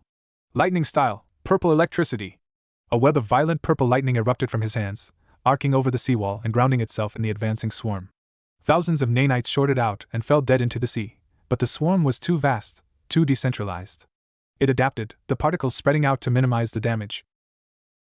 While the team was engaged with the swarm, the true attack came from below. The water a kilometer offshore bulged, then erupted. Not with a missile, but with a torrent of high-pressure water so focused it was like a laser made of the ocean itself. A hydrocutter. It sheared through the base of the newly erected seawall with a shrieking roar of rending stone. A whole section of the cliff, destabilized, groaned and began to collapse into the churning sea. Fall back! Yugao commanded. They leaped backwards as the promontory disintegrated beneath them. As they landed on safer ground, a second hydrocutter blast lanced towards Aonung, precise and murderous. He was frozen, the song dying in his throat. He was a hunter, not a soldier used to artillery barrages. Water style, water formation wall! Sarada's voice cut through the din. A wall of water, summoned from the moisture in the air and the crashing waves, sprung up in front of him. The hydrocutter hit it, and Sarada grit her teeth, her Sharingan spinning wildly as she tried to analyze and match the immense pressure. Her wall held for a second, then exploded into a million droplets. But it deflected the beam enough that it carved a smoking trench in the rock to his left instead of cutting him in half. The message was clear. The Sea Dragon wasn't coming to negotiate. It was performing a tactical deletion. It had located the source of the anomalous signal, Quaritch, and the asset, Aonung, and it was systematically destroying the context, the cliff, the defenders, to isolate and then acquire them. From the frothing, nanite-infested water, new shapes emerged. Not amp suits this time. Crab suits, smaller, agile, quadrupedal walkers designed for amphibious assault. 6 of them scuttled up the ruined cliff face, their rotary plasma cannons tracking the shinobi. The battle was joined in earnest. Boruto and the Jonin engaged the crabs, lightning and wind blades clanging against armored carapaces. Mitsuki weaved through them, his flexible body and snake lightning style finding joints and sensor clusters. Sarada, her glasses glinting, fought defensively near Aonung, deflecting plasma bolts with precise shuriken throws and small, efficient fireballs. But Aonung saw the pattern. The Sea Dragon was testing, probing, drawing their attention and resources to the surface fight. It was a distraction. The real threat was still down there, in the deep, preparing its next move. He could feel it, a vast, cold presence hovering at the edge of his senses, thinking, calculating. He looked at Sarada, deflecting a plasma bolt that came too close to him, a fine sheen of sweat on her brow. He looked at Boruto, yelling a defiant challenge as he drove a Rasengan into a crab's leg joint. They were fighting his war, protecting him, on his behalf. And he was just standing there, singing a useless song. No. He was the son of Tanawari. He was Metkiina. His battlefield was not the rock. It was the sea. Ignoring Sarada's shout, he turned and sprinted away from the battle, towards a jagged, collapsed section of the cliff that formed a ramp down into the raging, nanite-tinged water. What are you doing? Sarada screamed. I am changing the current, he yelled back, and dove. The water was a shock. It was freezing, a physical slap after the dry air. And it was wrong. The nanites felt like static, a million pinpricks against his skin, a numbing, hungry buzz. He ignored it. He kicked, his powerful legs and streamlined body propelling him down and away from the shore, into deeper, darker water. He didn't have an ilu. He didn't have a breathing mask. But he had the lungs of a people who lived in the sea. He had the memory of 1,000 dives. And he had a purpose. He swam straight towards the looming, monstrous shadow in the deep. The Sea Dragon. It was a shape of absolute darkness against the lesser dark, a jagged, angular silhouette the size of a small mountain. Running lights along its spine glowed a cold, malevolent blue. He could see the weapon ports, still steaming from the hydrocutter shots. He could see the vast hangar bay doors sealed tight. He was an insect swimming towards a starfish. But he was an insect with a plan, born of desperation and a deep, innate understanding of the ocean's ways. He remembered the stories of the great leviathans of Pandora, and how the smallest reef fish would sometimes swim into their gills, causing them to cough and flee. The sea dragon was not alive, but it breathed. It took in water for cooling, for ballast, for its hydrojet propulsion. It had intakes. He found one, a massive, grated opening on the starboard side, near the stern. A current of water was being pulled into it with a low, powerful hum. It was large enough to drive a skiff through. He swam against the pull, his muscles screaming. The grate was made of a metal he didn't recognize, the bars as thick as his torso. But between the bars were gaps. He was a Metcalina. His people could squeeze through cracks in the reef that seemed impossible. He let the current suck him towards the grate. At the last second, he twisted his body, tucking his arms and turning sideways. He slipped through a gap with inches to spare, the metal scraping against his back and chest. He was in a vast, dark, thunderous tunnel. The pull of water was immense, dragging him towards the pounding heart of the ship's propulsion system. He fought it, grabbing onto internal struts, pulling himself hand over hand against the torrent, deeper into the belly of the beast. The noise was deafening, a deep, mechanical roar that vibrated through his bones. The water was warmer here, heated by the ship's reactors. It stank of oil, ozone, and sterile filtration. He didn't know what he was looking for. A control room? The bridge? He just knew he had to cause a disruption. To make the beast feel pain. He found a service hatch, a circular door with a manual wheel. He strained against it. It was designed for human strength, but his recombinant-like body, enhanced by a lifetime of swimming against ocean currents, was equal to the task.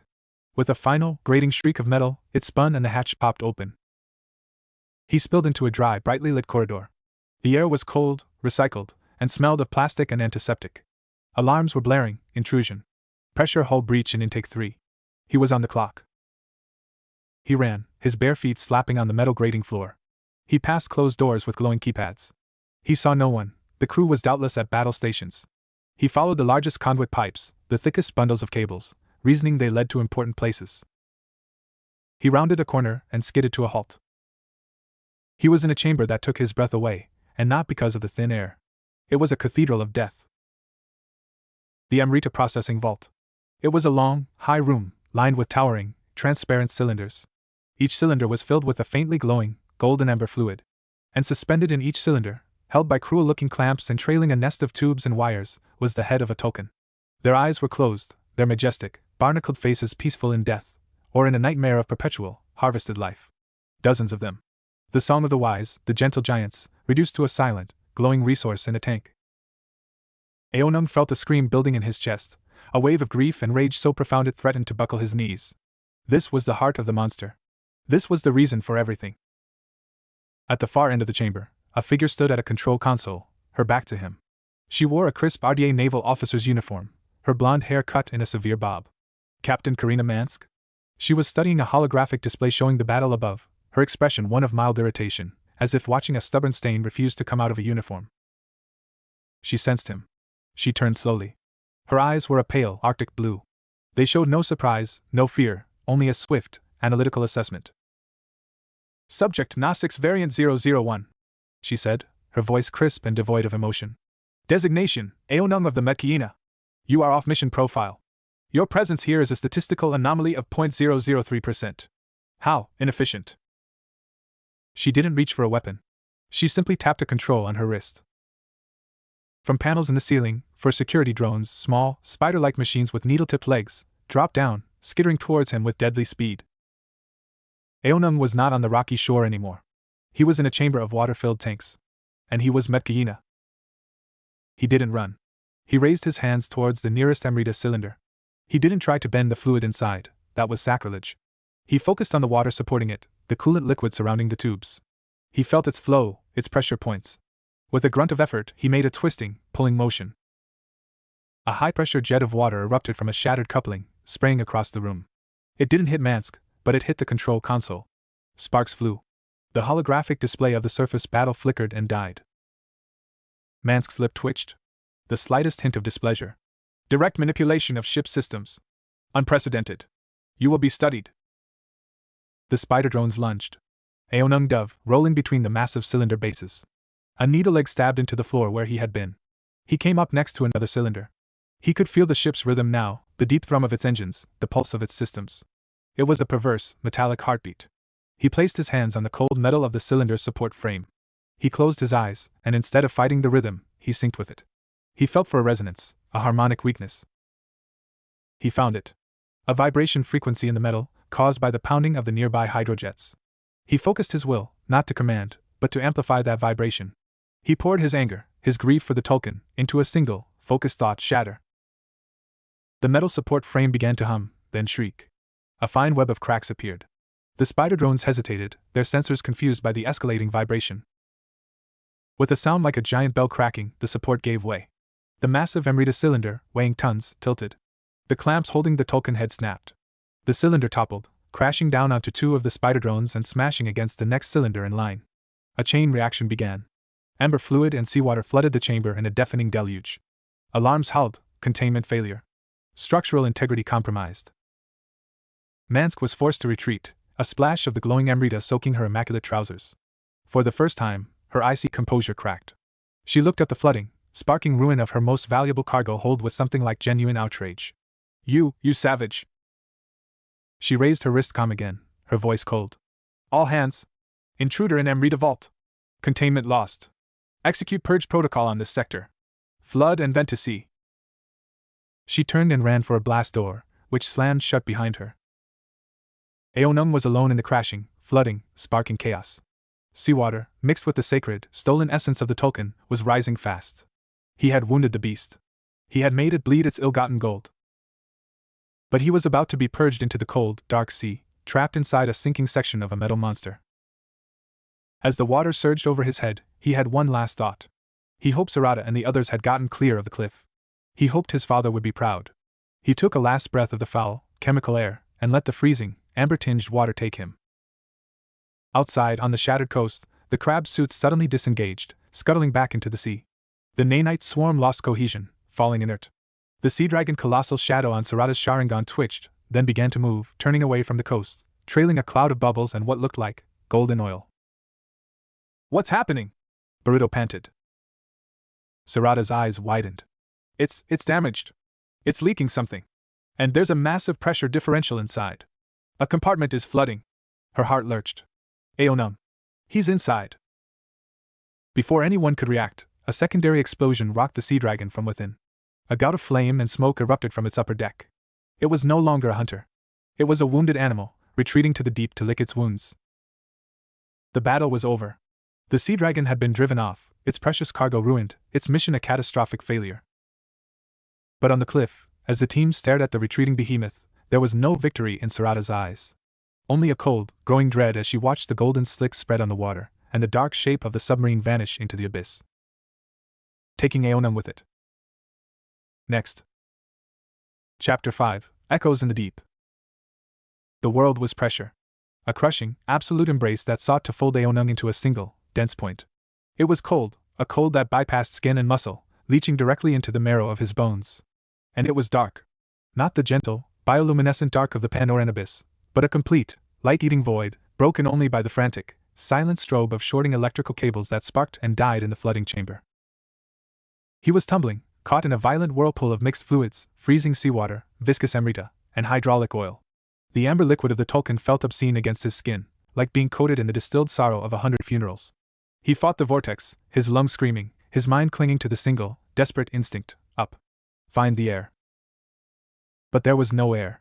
The blast door was sealed. The only way out was the way the water was trying to go, through the ship's own plumbing, into pipes meant to vent waste or circulate coolant. He was a piece of grit in a giant's bloodstream.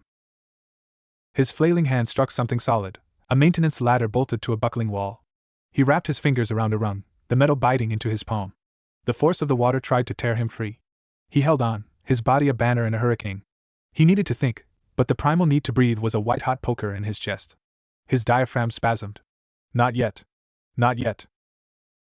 Through the swirling murk, he saw a darker patch against the wall, a circular hatch, like the one he'd entered through, its wheel spinning lazily with the force of the incoming water. An outflow? A maintenance access? It didn't matter. It was a hole. He kicked off the ladder, letting the current grab him and slam him against the hatch. He seized the wheel. It turned easily, already unlocked by the internal pressure differential. With a final, grinding shriek of tortured metal, the hatch blew inward. Aonung was ejected into another torrent, this one a straight, vertical shaft rushing upwards with terrifying speed. It was a missile tube, or a trash disposal chute. The pressure was excruciating in his ears. He clamped his mouth shut, pinched his nose, and let himself be shot towards the surface like a cork from the deepest bottle in the world. On the surface, the world was a tableau of grim victory and gathering storm. The sea dragon was gone, a fading sonar ghost on the edge of the Sensorine's range, trailing a dissipating slick of gold and pollution. The rocky promontory was a scarred battlefield, littered with the shattered carapaces of crab suits and the glittering, dead dust of nanites. Sarada stood at the very edge of the collapsed cliff, her Sharingan deactivated, her glasses reflecting the choppy, gray water. The cold wind whipped her hair and tugged at her flak jacket, but she didn't feel it. She felt only a hollow, expanding dread in the pit of her stomach. Sensor sweep is negative, Yuga reported, her voice tight. No life signs in the water beyond local fauna. The submarine's departure created massive turbulence. If he was ejected... He's met Kiina, Boruto said, but his voice lacked its usual conviction. He was staring at the water, his hands clenched into fists at his sides. He can hold his breath forever. He's fine. He'll pop up any second. Mitsuki stood silently beside him, his golden eyes scanning the horizon. The probability of survival after being taken into a vessel undergoing catastrophic internal failure, followed by its rapid descent to crush depth, is approximately 2.4%. However, Aonung has consistently defied probability. He's not a percentage, Sarada whispered, the words torn away by the wind. A Jonin medic approached, holding a small, dripping object. It was a beaded leather cord, the kind used to tie back hair. One of Aonung's. It had been found snagged on a splintered rock at the waterline.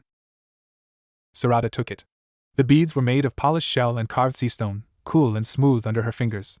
She remembered him fiddling with it absently during a lull in training, his long fingers working the knots. A piece of a world that sang, now silent in her hand. We need to report to the Hokage, Yugo said gently, her hand coming to rest on Sarada's shoulder. The mission, the primary objective, was achieved. The enemy vessel is in retreat, heavily damaged. The prisoner is secure. Sarada nodded stiffly, unable to speak around the lump in her throat. The mission was a success. The asset was denied. The village was safe. Why did it feel like such a devastating loss? The ascent was a blur of agony and disorientation. The rushing water slammed him against the sides of the shaft. Then, suddenly, he was free. He burst into open water, the pressure vanishing so fast his vision swam with stars. He kicked instinctively, driving himself towards the shimmering, distant silver disk far above the surface.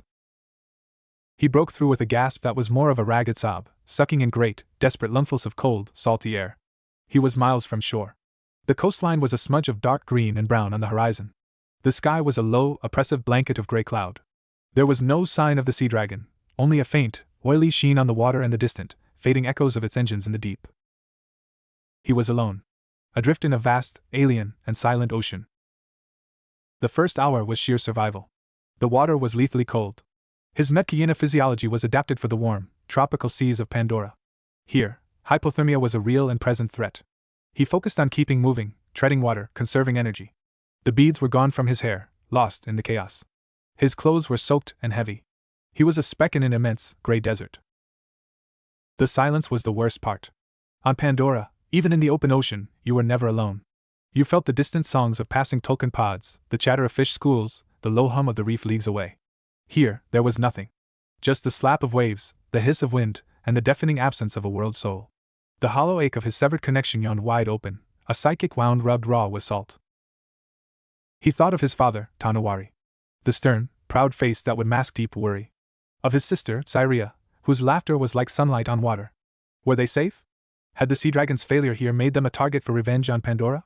Guilt, cold and heavy, joined the physical chill in his bones. He had acted on impulse, a reckless dive born of rage. He had wounded the beast, but he had also stranded himself, useless, in this empty sea. He thought of the Konoha shinobi. Of Naruto's overwhelming, sun-like presence and his stubborn kindness. Of Boruto's abrasive, competitive energy. Of Mitsuki's serene, alien calm. And of Sarada. Her fierce intelligence, the weight of legacy in her eyes, the way she had stood between him and a hydrocutter beam without a second thought. He had seen her, in flashes, not just as a warrior, but as a girl who pushed her glasses up when she was thinking, who hid a smile behind her hand. A girl from a hard, silent world who had tried to understand his songs. He would never see any of them again. The realization was a final, crushing weight. He was going to die here, in this silent sea, and his body would sink into the lightless deep, unmourned and unseen. Despair began to creep in, a lethargy colder than the water. It would be easy to stop kicking. To let the ocean have him. Then, a flicker. A faint, familiar ping against his senses. Not a sound, but a vibration in the water, a pressure wave. He knew that rhythm. It was the same modulated, digital shriek he'd felt on the cliff, the amplified beacon from Quaritch's seal. It was faint, distorted by distance and depth, but it was there. A thin, hateful thread stretching back to the hidden leaf. He was not entirely lost. He had a bearing. A direction. It was over 100 miles of open ocean, against currents and winds, but it was something. A current to follow. Hope, fragile and fierce, rekindled. He was Metkiina. The ocean was his domain, even this mournful, silent one. He would not die passively. He would swim. He would fight the cold, the distance, the despair. He would follow that ugly, beautiful thread of noise back to the people who had, against all odds, become his clan in this strange world. He oriented himself, took a deep, steadying breath, and began to swim. Not with frantic speed, but with the long, economical, distance-eating stroke of an open ocean hunter. His body fell into the rhythm, a machine of muscle and will against the immense, uncaring sea. Back in Konoha, the mood was somber. The intelligence gleaned from the battle was being analyzed, the RDA's tactics, the capabilities of their drones and walkers, the chilling efficiency of Captain Mansk. Quaritch remained in his silent, observant captivity. The village was on high alert, expecting a counterstrike that logic said should come, but that hadn't yet materialized. For Team 7, the victory felt like ashes. They trained with a grim, quiet intensity. Boruto's Rasengan tore through training posts with a violence that spoke of frustration. Sarada's shuriken found their marks with mechanical, joyless precision. Even Mitsuki's movements seemed sharper, devoid of their usual fluid grace. 3 days after the battle, Naruto found Sarada on the roof of the Hokage building, staring east, towards the ocean. He sat down beside her, not speaking for a long time, following her gaze. He was brave, Naruto said finally. Reckless. Stupid. But really, really brave. Reminds me of someone. Sarada didn't answer. Shikamaru thinks there's a 5% chance he made it off that ship before it went deep. Maybe got washed ashore somewhere down the coast. Search parties are out. 5%. Sarada repeated, her voice flat. When I was a kid, Naruto said, leaning back on his hands, everyone gave me a 0% chance of ever being anything. Of being Hokage. Of having a family. Percentages, they don't know everything. They don't account for sheer, stubborn will. And that kid has will. I saw it in his eyes when he talked about his home, about protecting it. He called us his clan, Sarada said softly, the memory surfacing.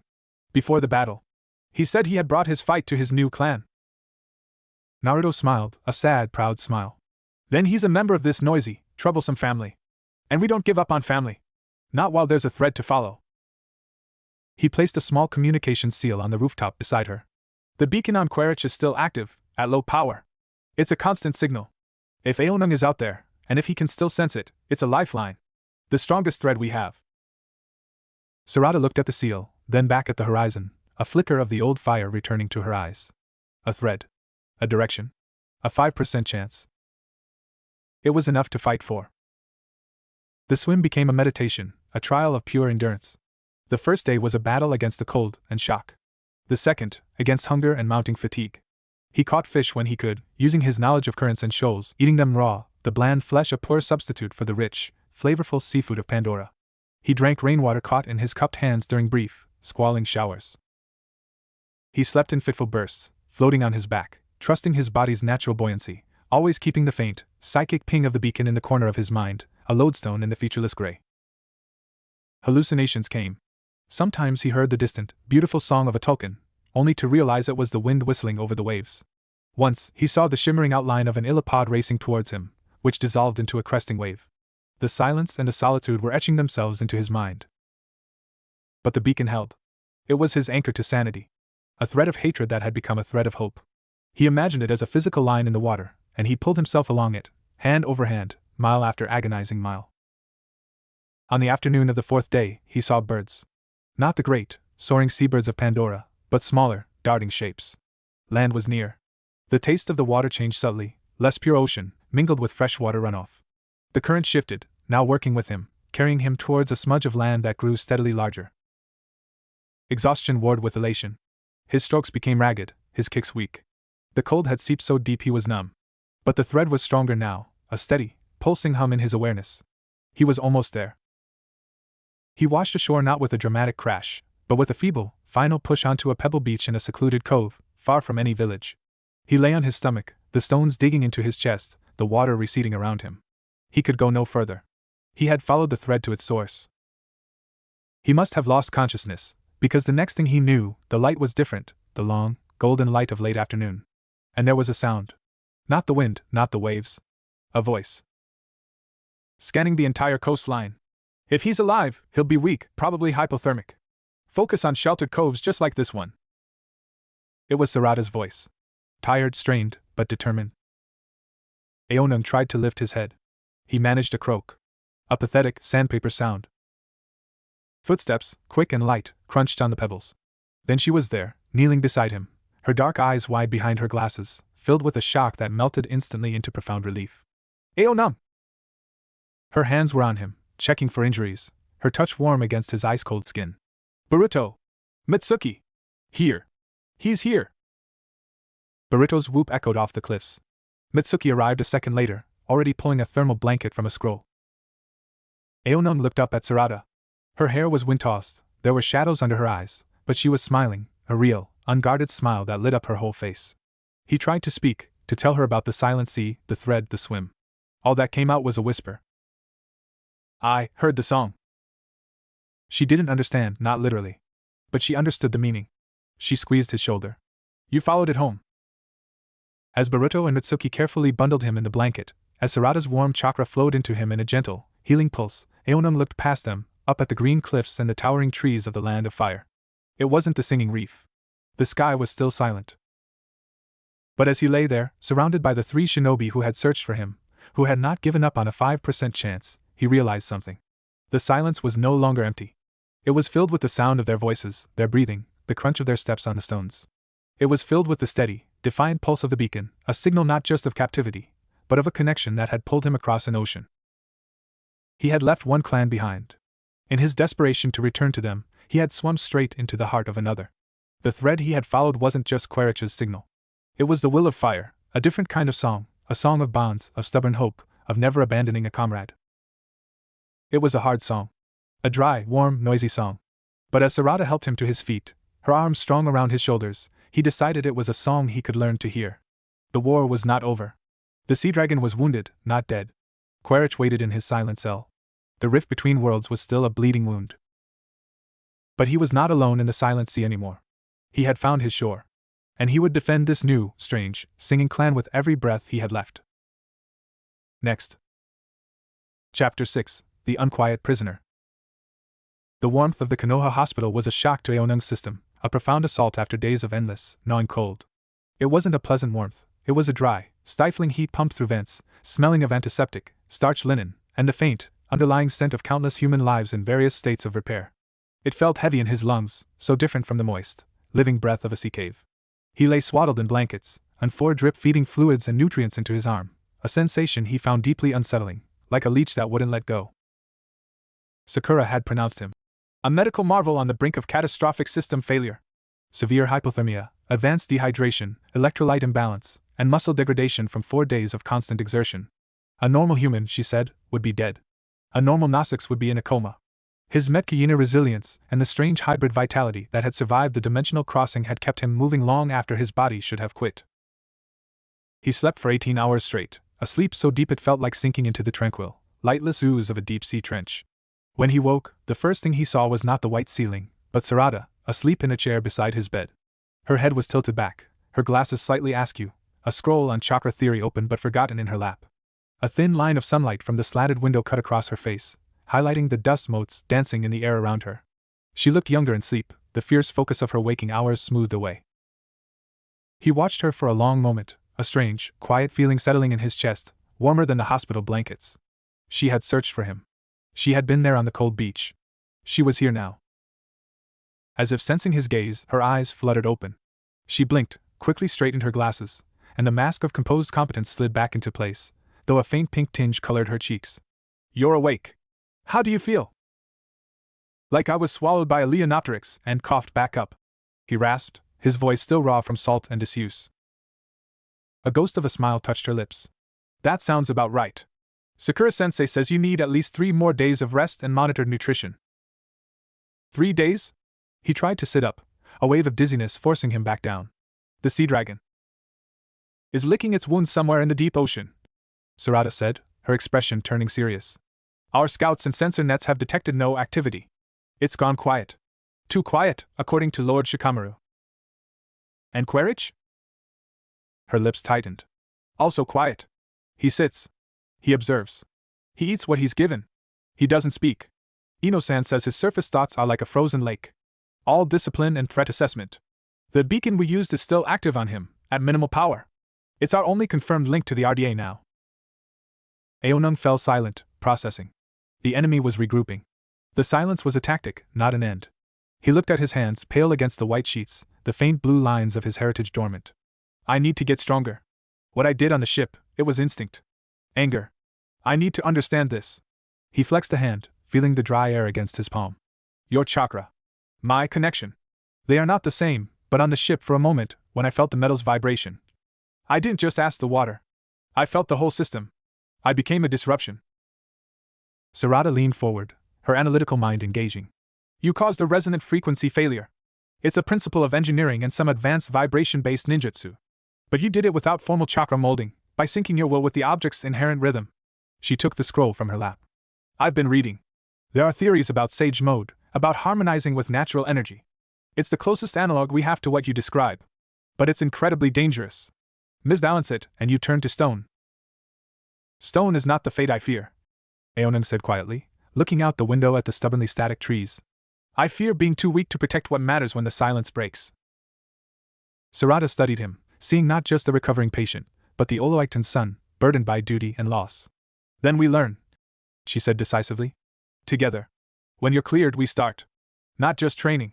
Research. We have the biggest library in the world, and a prisoner who is a living specimen of the enemy's technology. We use everything. A new resolve kindled in Aonung's chest, warmer than the 4 fluids. He had a purpose again. Not just survival, not just waiting. Understanding. Synthesizing.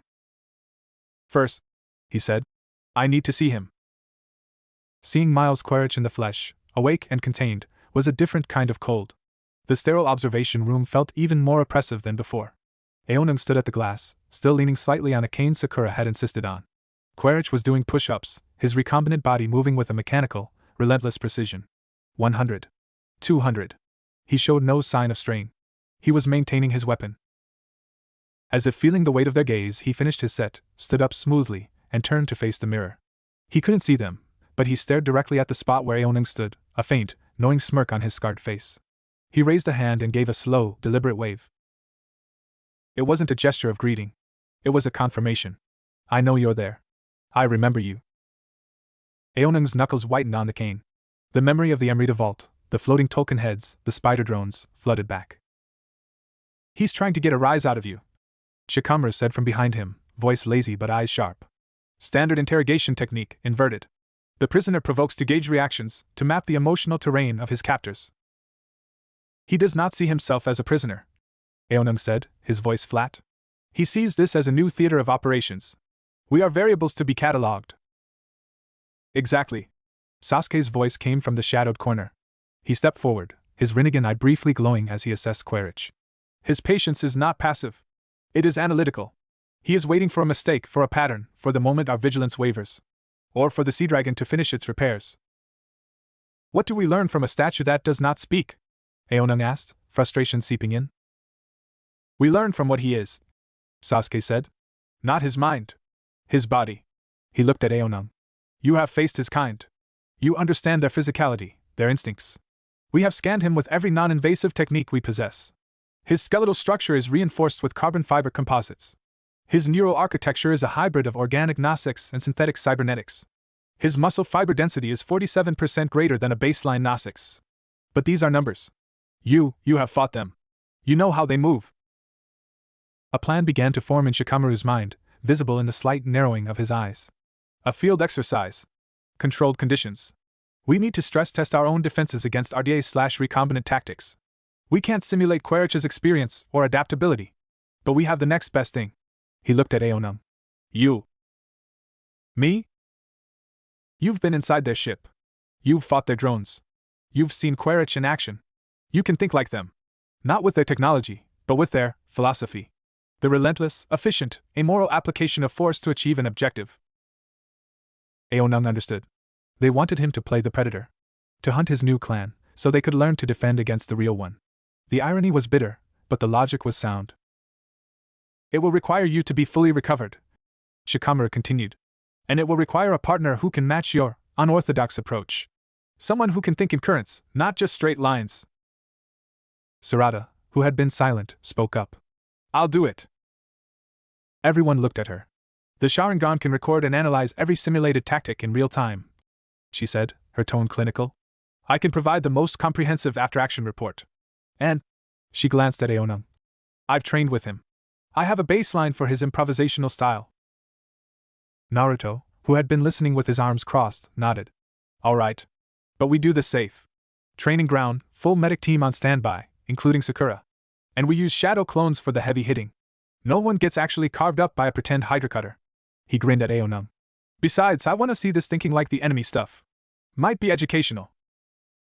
A week later, Aonung stood at the edge of Training Ground 44, the Forest of Death. It had been deemed the most suitable for an asymmetrical, unpredictable exercise.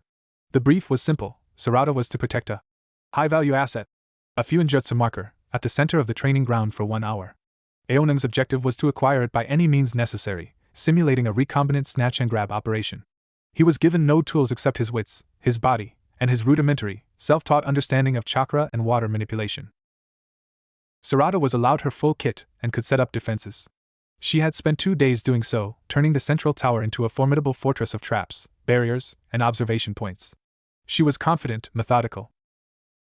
Aonung spent the 2 days not planning an assault, but absorbing the forest. He didn't see trees and rivers.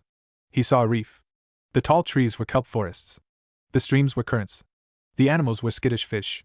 He mapped the sonic landscape, the drip of water, the rustle of leaves, the distant calls of birds. He noted the wind patterns, the smell of damp earth and decaying leaves. He was not entering a fortress. He was entering an ecosystem. When the starting signal sounded, he didn't move towards the center. He melted into the reef, becoming just another shadow, another ripple. He didn't use chakra to enhance his speed in bursts. He used a slow, constant trickle of energy to muffle his footsteps, to blend his heat signature with the ambient warmth of the forest floor, a technique he'd half invented, half intuited from watching Mitsuki. Sarada, from her perch, watched through a surveillance seal. Nothing. No chakra flare, no movement. The forest was preternaturally still. A flicker of unease crossed her face. This wasn't shinobi stealth. This was something else. The patience of a hunter who could wait for days. 20 minutes passed. Silence. Then, the first attack came.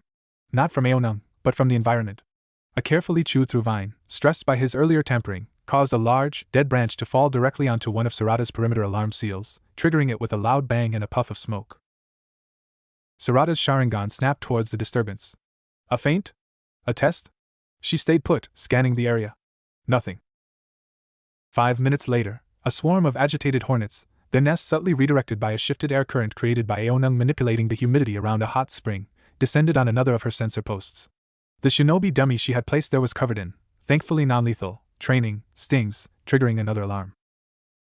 He was using the forest itself as a weapon. Not to harm her, but to harass, to distract, to drain her attention. It was a low-tech, biological version of the RDA's drone swarms. Sarada clenched her jaw. She was being played by the ecosystem. She formed a hand seal. Katon, Gokakyu no Jutsu! A fireball incinerated the hornet nest, clearing the area. But she'd revealed her position and used chakra. Aonung, clinging to the underside of a mossy log over a stream, felt the heatwave pass. He smiled, a hunter's smile.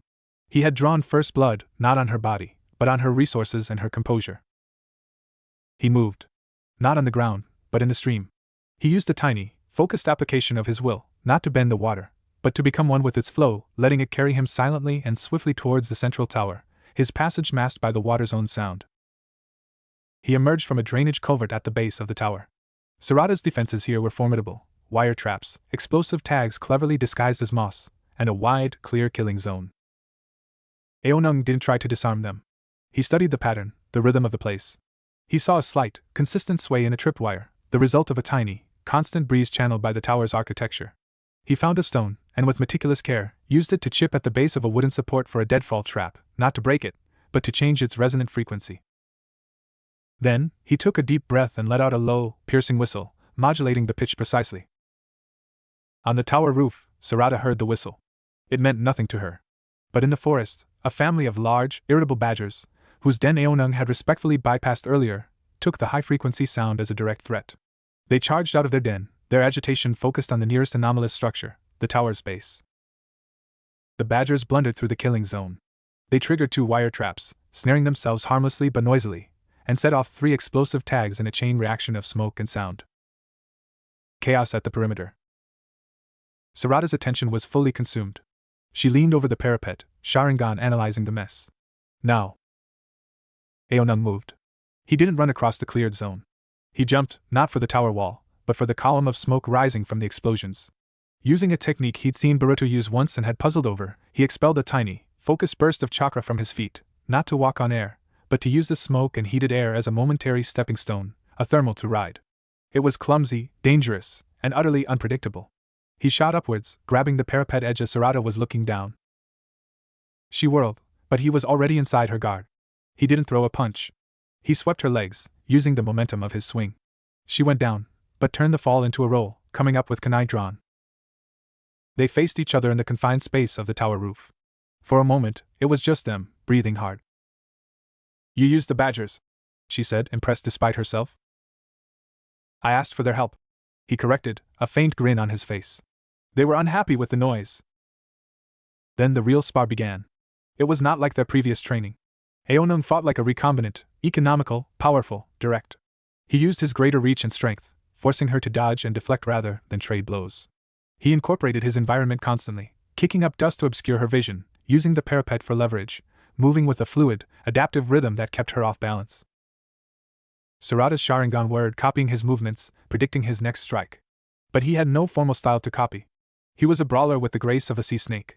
He caught her kunai strike, twisted her wrist, gently, it was training, and used her own momentum to spin her around. But Sarada was not just a copyist. She was an Uchiha. As he moved to press his advantage, her eyes spun faster. I see it, she breathed. She didn't counter his next move. She preempted it. She dropped low under his predictable, powerful swing and drove her palm, charged with a precise burst of chakra, into his diaphragm. Aonung grunted, the air rushing from his lungs. He staggered back. You're following a rhythm, Sarada said, advancing. A pattern of stimulus and response. Like the vibrations on the ship. But I've seen it now. Her Sharingan captured it all, the micro-tick in his shoulder before a lunge, the shift in his weight before a redirect. You harmonize with the fight itself. But harmony can be disrupted. She launched a furious, flawless assault, not trying to match his power, but to interrupt his flow. A faint high, a strike low. A burst of smoke from a tag to break his visual rhythm. She was deconstructing his song, note by note. Aonung found himself on the defensive, his adaptive style struggling against her now perfect prediction. He was being outthought by the very tool he was supposed to be testing. He backed towards the edge of the tower, Sarada advancing. The Fuinjutsu marker was behind her, unguarded. He had lost. Then, he looked past her, at the marker. He didn't see a scroll. He saw the asset. And he remembered Quaritch's cold eyes. The objective was everything. He stopped trying to fight Sarada. He let her next punch come. He took it on his shoulder, the impact numbing his arm. But the force, combined with his own backward step, sent him tumbling over the parapet. Sarada's eyes widened. Aonung! He fell. But he had planned the fall. He twisted in the air, aiming not for the ground, but for the thick, leafy canopy of a massive tree beside the tower. He crashed through the branches, the leaves whipping at him, slowing his descent with a series of painful, controlled impacts. He hit the ground, rolled, and came up running, not away, but in a wide arc around the tower's base. Sarada, thinking he was fleeing or injured, rushed to the parapet to look down. While her attention was on the ground, Aonung, having circled back to the drainage culvert, slipped inside the tower again. He hadn't been trying to beat her in a fight. He had been using the fight as the ultimate distraction. The objective was the asset, not the defender. He moved silently up the interior stairs. He could hear Sarada on the roof above, calling his name, a note of concern in her voice. He reached the top room. The Fuinjutsu marker sat on a pedestal. He picked it up just as Sarada, realizing the deception, burst back into the room. She froze, panting, her Sharingan taking in him, the marker in his hand, the whole sequence of events. Her face was a mix of frustration, admiration, and chagrin. The hour was up. A klaxon sounded. Aonung held up the marker. "Asset acquired?" he said quietly, echoing Quaritch's probable phrasing. Sarada shook her head, a wry smile finally breaking through. "You didn't win the fight." "I wasn't here to win a fight," he said, the ghost of Quaritch's smirk on his own face, but tempered with something warmer. "I was here to complete the mission. That is how they think." They stood there, in the quiet of the tower, the sounds of the simulated battle fading. The exercise was a stunning success, and a profound failure.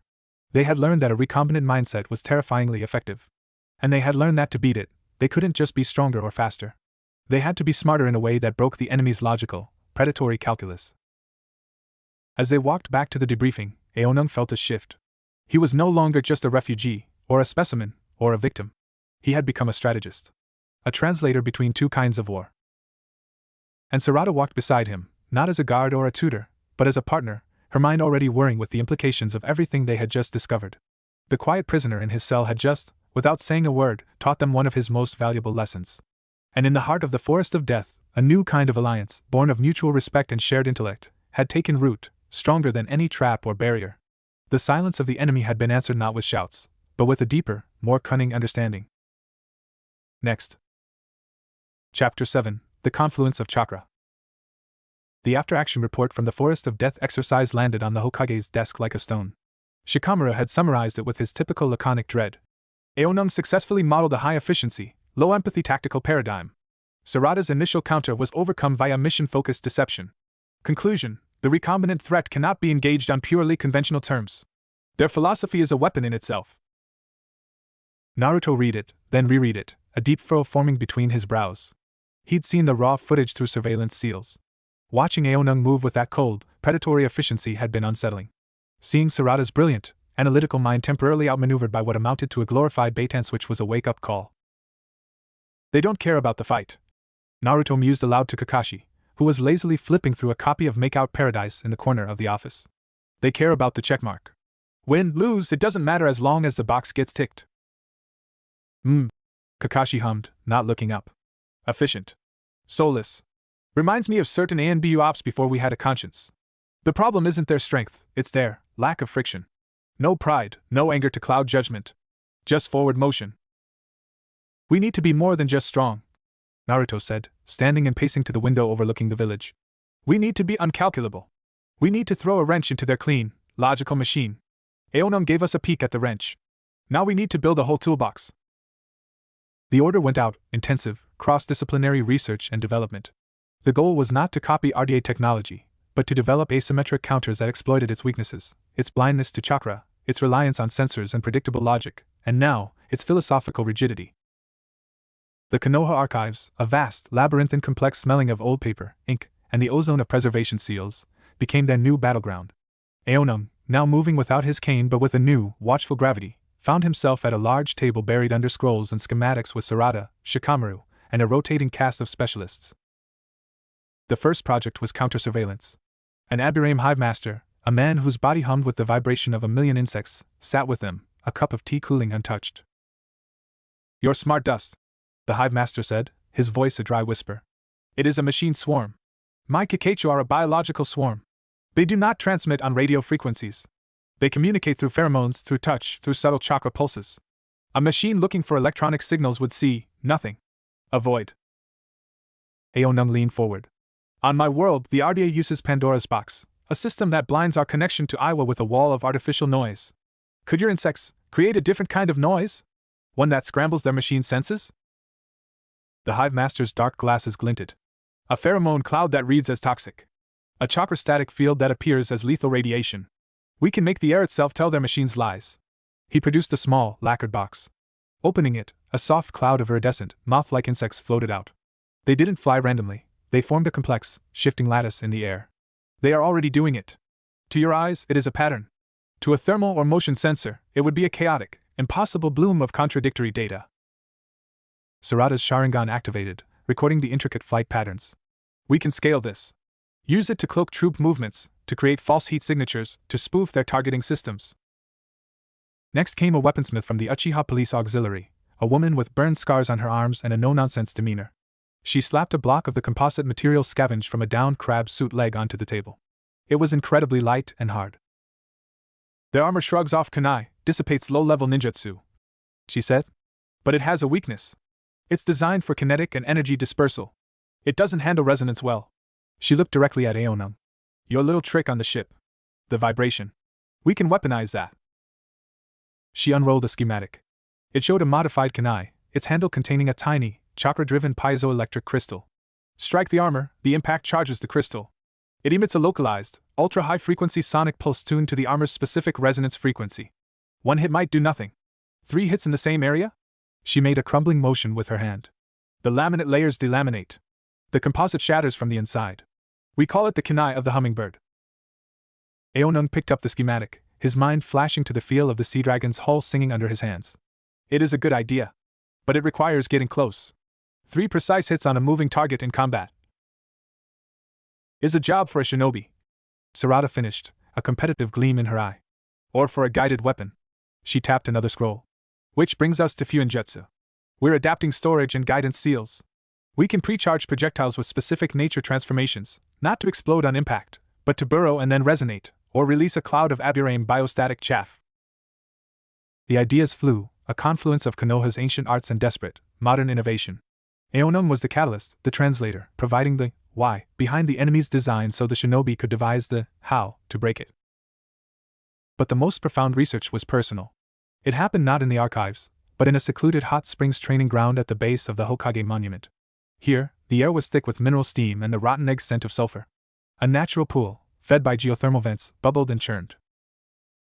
Aonung stood chest-deep in the hot water, his eyes closed.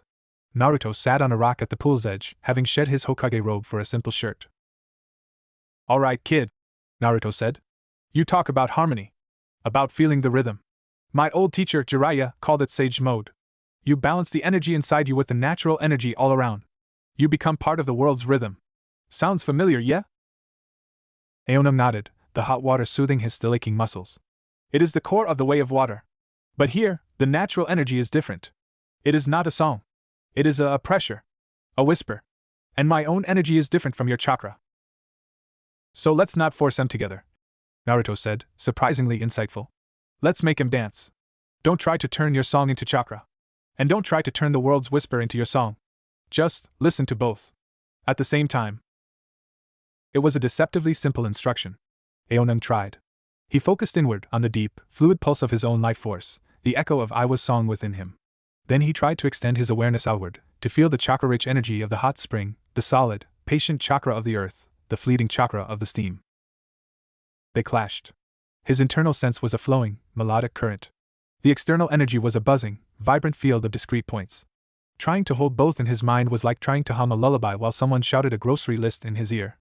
He grimaced, a headache spiking behind his eyes. "It's not working," he grunted. "You're trying to conduct him like an orchestra." Naruto laughed. "I was terrible at that part too. Don't conduct. Just be the concert hall. Let the music happen inside you. Don't judge the lullaby or the shouting. Just let them be sounds." Aonung took a deep breath, letting Naruto's weird analogy wash over him. He stopped trying. He just felt. He let the memory of the ocean's rhythm exist in one part of his awareness. He let the buzz of the geothermal chakra exist in another. He didn't seek harmony. He just acknowledged coexistence. A strange thing happened. The buzzing energy, when he stopped fighting it, began to reveal a pattern. Not a melody, but a rhythm of its own, the steady thump-thump of the geothermal heart below, the sizzling hiss of the steam, the slow drip of condensation. It was a percussive, chaotic beat. And his own internal song was the melody line. He didn't blend them. He let the percussion play under the melody. The dormant blue lines on his skin flickered. Not the bright, organic glow of a Pandoran neural connection, but a cooler, calmer, cerulean light, pulsed in time with the geothermal thump. The hot water around his hands began to stir, not by his command, but in sympathy with the new, compound rhythm inside him. He raised a hand. A sphere of water, shimmering and superheated, lifted from the pool. It didn't hold a perfect shape, it vibrated slightly, humming with an inner tension. Within it, tiny motes of chakra, nature energy, sparked like submerged stars. He looked at Naruto, eyes wide. Naruto's grin was huge. "There you go! You're not doing sage mode. You're doing something else. Call it tide mode? You're letting the tide of this world's energy roll in while your own song plays on top. It was unstable. The sphere collapsed after a few seconds, splashing back into the pool. The glow on Aonung's skin faded. He was panting, not from physical exertion, but from the mental strain of holding two contradictory realities in balance. But it was a start. A crack in the door. While Aonung grappled with energy confluence, Sarada pursued a different synthesis. She sought out her father. She found him not at the Uchiha compound, but at the memorial stone, a silent sentinel before the names of the lost. Father, she said, approaching quietly, I need to understand the Sharingan's predictive function at a deeper level. Not just to see movement, but to see pattern. The pattern behind a fighter's philosophy. Sasuke turned, his lone eye regarding her. You are fighting an enemy without honor. Without passion. The Sharingan reads intent, the flicker of emotion that precedes action. What if there is no emotion? Only logic? Then I must read the logic, Sarada insisted. His movements in the forest, they were a language. A grammar of efficiency.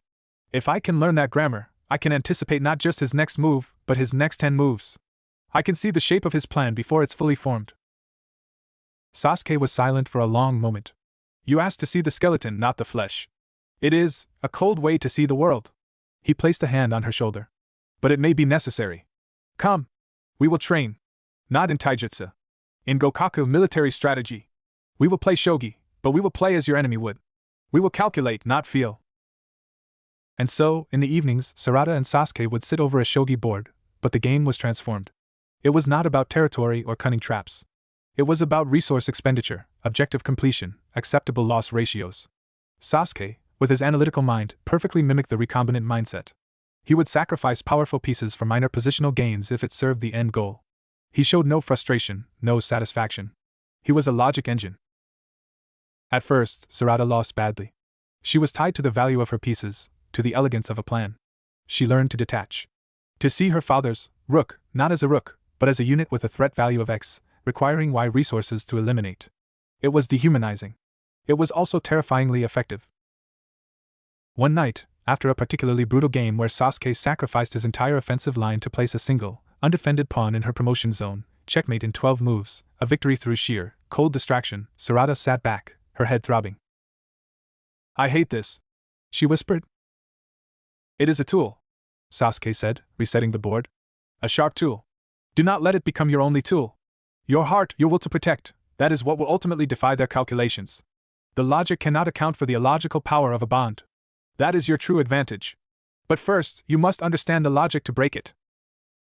The culmination of this week of frantic, parallel development was a live-fire exercise dubbed Operation Rusty Hook. The setting was a mock-up of a village sector, constructed in a remote valley. Defending it were Sarada, leading a mixed team of Chunin, and Boruto, in charge of anti-air and tech disruption with a squad equipped with the new prototypes. Their opponents, Aonung, acting as the recombinant field commander, and a team of veteran ANBU playing the role of RDA troopers and drones, using non-lethal but debilitating training versions of the new counter-weapons. The goal for the defense, protect a data core, a fancy scroll, for 1 hour. The goal for the offense, acquire the core. The exercise began with eerie silence. No grand charge. Aonung's forces simply disappeared into the terrain. Boruto, perched on a rooftop with his hummingbird kunai launcher, scanned with his sensory technique. Nothing. It's like they vanished. They haven't, Sarada said from the command post, her Sharingan active. She was looking not for chakra, but for breaks in the pattern. A bird that took off too suddenly. A dust mote cloud that moved against the wind. They're using the environment. Aburame team, release counter-swarm beta. Create false thermal signatures in sectors 4 and 7. A cloud of shimmering insects billowed out, settling on preheated rocks, creating the illusion of a squad lying in ambush. Almost immediately, a concentrated blast of sonic energy, simulating a hydra cutter, obliterated the false signature in Sector 4. The enemy had taken the bait, revealing one of their positions. Got you, Boruto muttered, and fired. A chakra-guided hummingbird kunai streaked towards the source. It struck the simulated amp suit, an ANBU in heavy padding. The hit registered as a glancing blow. Not enough. But Sarada had seen more. The shot came from Sector 4, but the sonic signature was 0.3 seconds delayed from the visual flash. The weapon is there. She pointed to a gully. But the shooter's command post is here. She pointed to a stand of trees 50 meters away. They're using remote targeting. Boruto, suppress the gully. Team Gamma, flashbang the tree line on my mark. The coordinated strike worked. The ANBU in the trees was disabled by the flashbang. The remote weapon in the gully was pinned down. But as Sarada focused on that threat, Aonung struck elsewhere. He hadn't been in the tree line. He'd been watching, analyzing her. He saw her direct resources, saw the pattern of her command. He saw her logic. While she was engaged, he moved. Not with stealth, but with audacity. He triggered a pre-placed series of small explosions, smoke and light only, along the eastern perimeter, simulating a swarm nanite attack. Sarada's head snapped east. It was a textbook diversion. She knew it was a diversion. But the simulation was convincing. She had to allocate resources to contain it. The moment she gave the order to redeploy, Aonung moved for the real objective. He didn't go through the front. He didn't use the sewers. He used a method no one had anticipated. He went over. Using his nascent tide mode, he harmonized his energy with the gusting wind that funneled through the valley. It wasn't flight. It was an extreme, sustained gliding leap, riding the chakra-laden air currents like a thermal. It was clumsy, wild, and utterly unexpected. He landed on the roof of the command post itself, crashing through a pre-weakened section. Sarada was there, waiting, kunai drawn. She had predicted he would come for the core. She had left herself as the final defense. They faced each other in the cramped space. No words this time. He attacked with the same efficient, powerful style.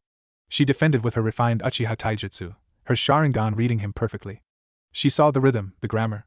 She predicted his feint, countered his lock, drove him back with a series of sharp, precise strikes. "I see your pattern now," she said, her breath steady. "You're predictable." He smiled, a genuine smile that didn't reach his mission-cold eyes. "Am I?" He stopped fighting her rhythm. He broke his own pattern. He did something illogical. He dropped his guard entirely, and slammed his palm onto the floor. Not an attack. A resonance. He poured his unstable, confluent energy, the mix of his song and the world's whisper, into the building structure.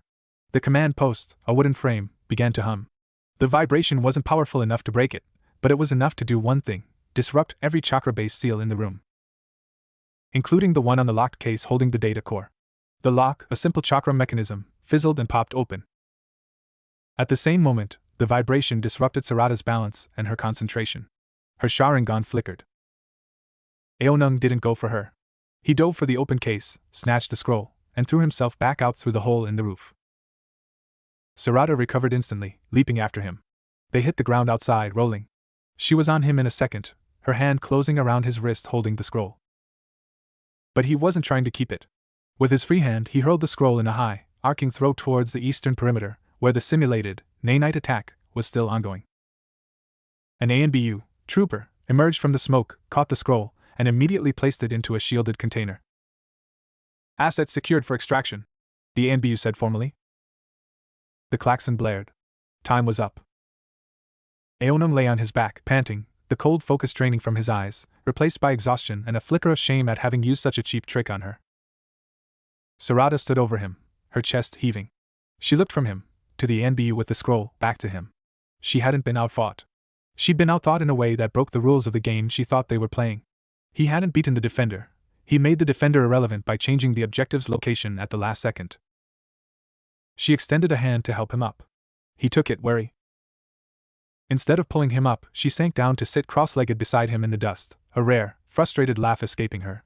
You vibrated the answer out of the lock. That's not a tactic. That's cheating physics. It is using what is there," he said quietly, sitting up. "The RDA would use an EMP. I used a wrong note to break a different song." Boruto jogged up, looking between them. "So, who won?" Sarada looked at Aonung, a new, deep respect in her eyes, alongside the frustration. "We did," she said. "And we lost. He showed us that their greatest weapon isn't their tech, or their strength. It's their willingness to redefine the battlefield in a heartbeat. To make our preparations, our traps, our brilliant defenses, obsolete by changing the question." She looked at the scroll in the ANBU's hand. "We protected the core. He just didn't want the core in the box anymore. He wanted it in the smoke. And he made it happen." The exercise was a paradox. A tactical victory for the defense, a strategic masterpiece for the offense. As the dust settled in the training valley, the lesson was clear: the coming war would not be won by the strongest, but by the most adaptable. By those who could sing their own song, while listening closely enough to shatter the enemy's tune with a single, dissonant, perfectly placed note. Aonum, the stranger from the sea, had just taught the Hidden Leaf village how to think like the enemy. And in doing so, he had shown them the seed of their own salvation. The confluence was not just of chakra and song. It was of minds, of philosophies, forging a new, unpredictable weapon in the silence before the storm. Next,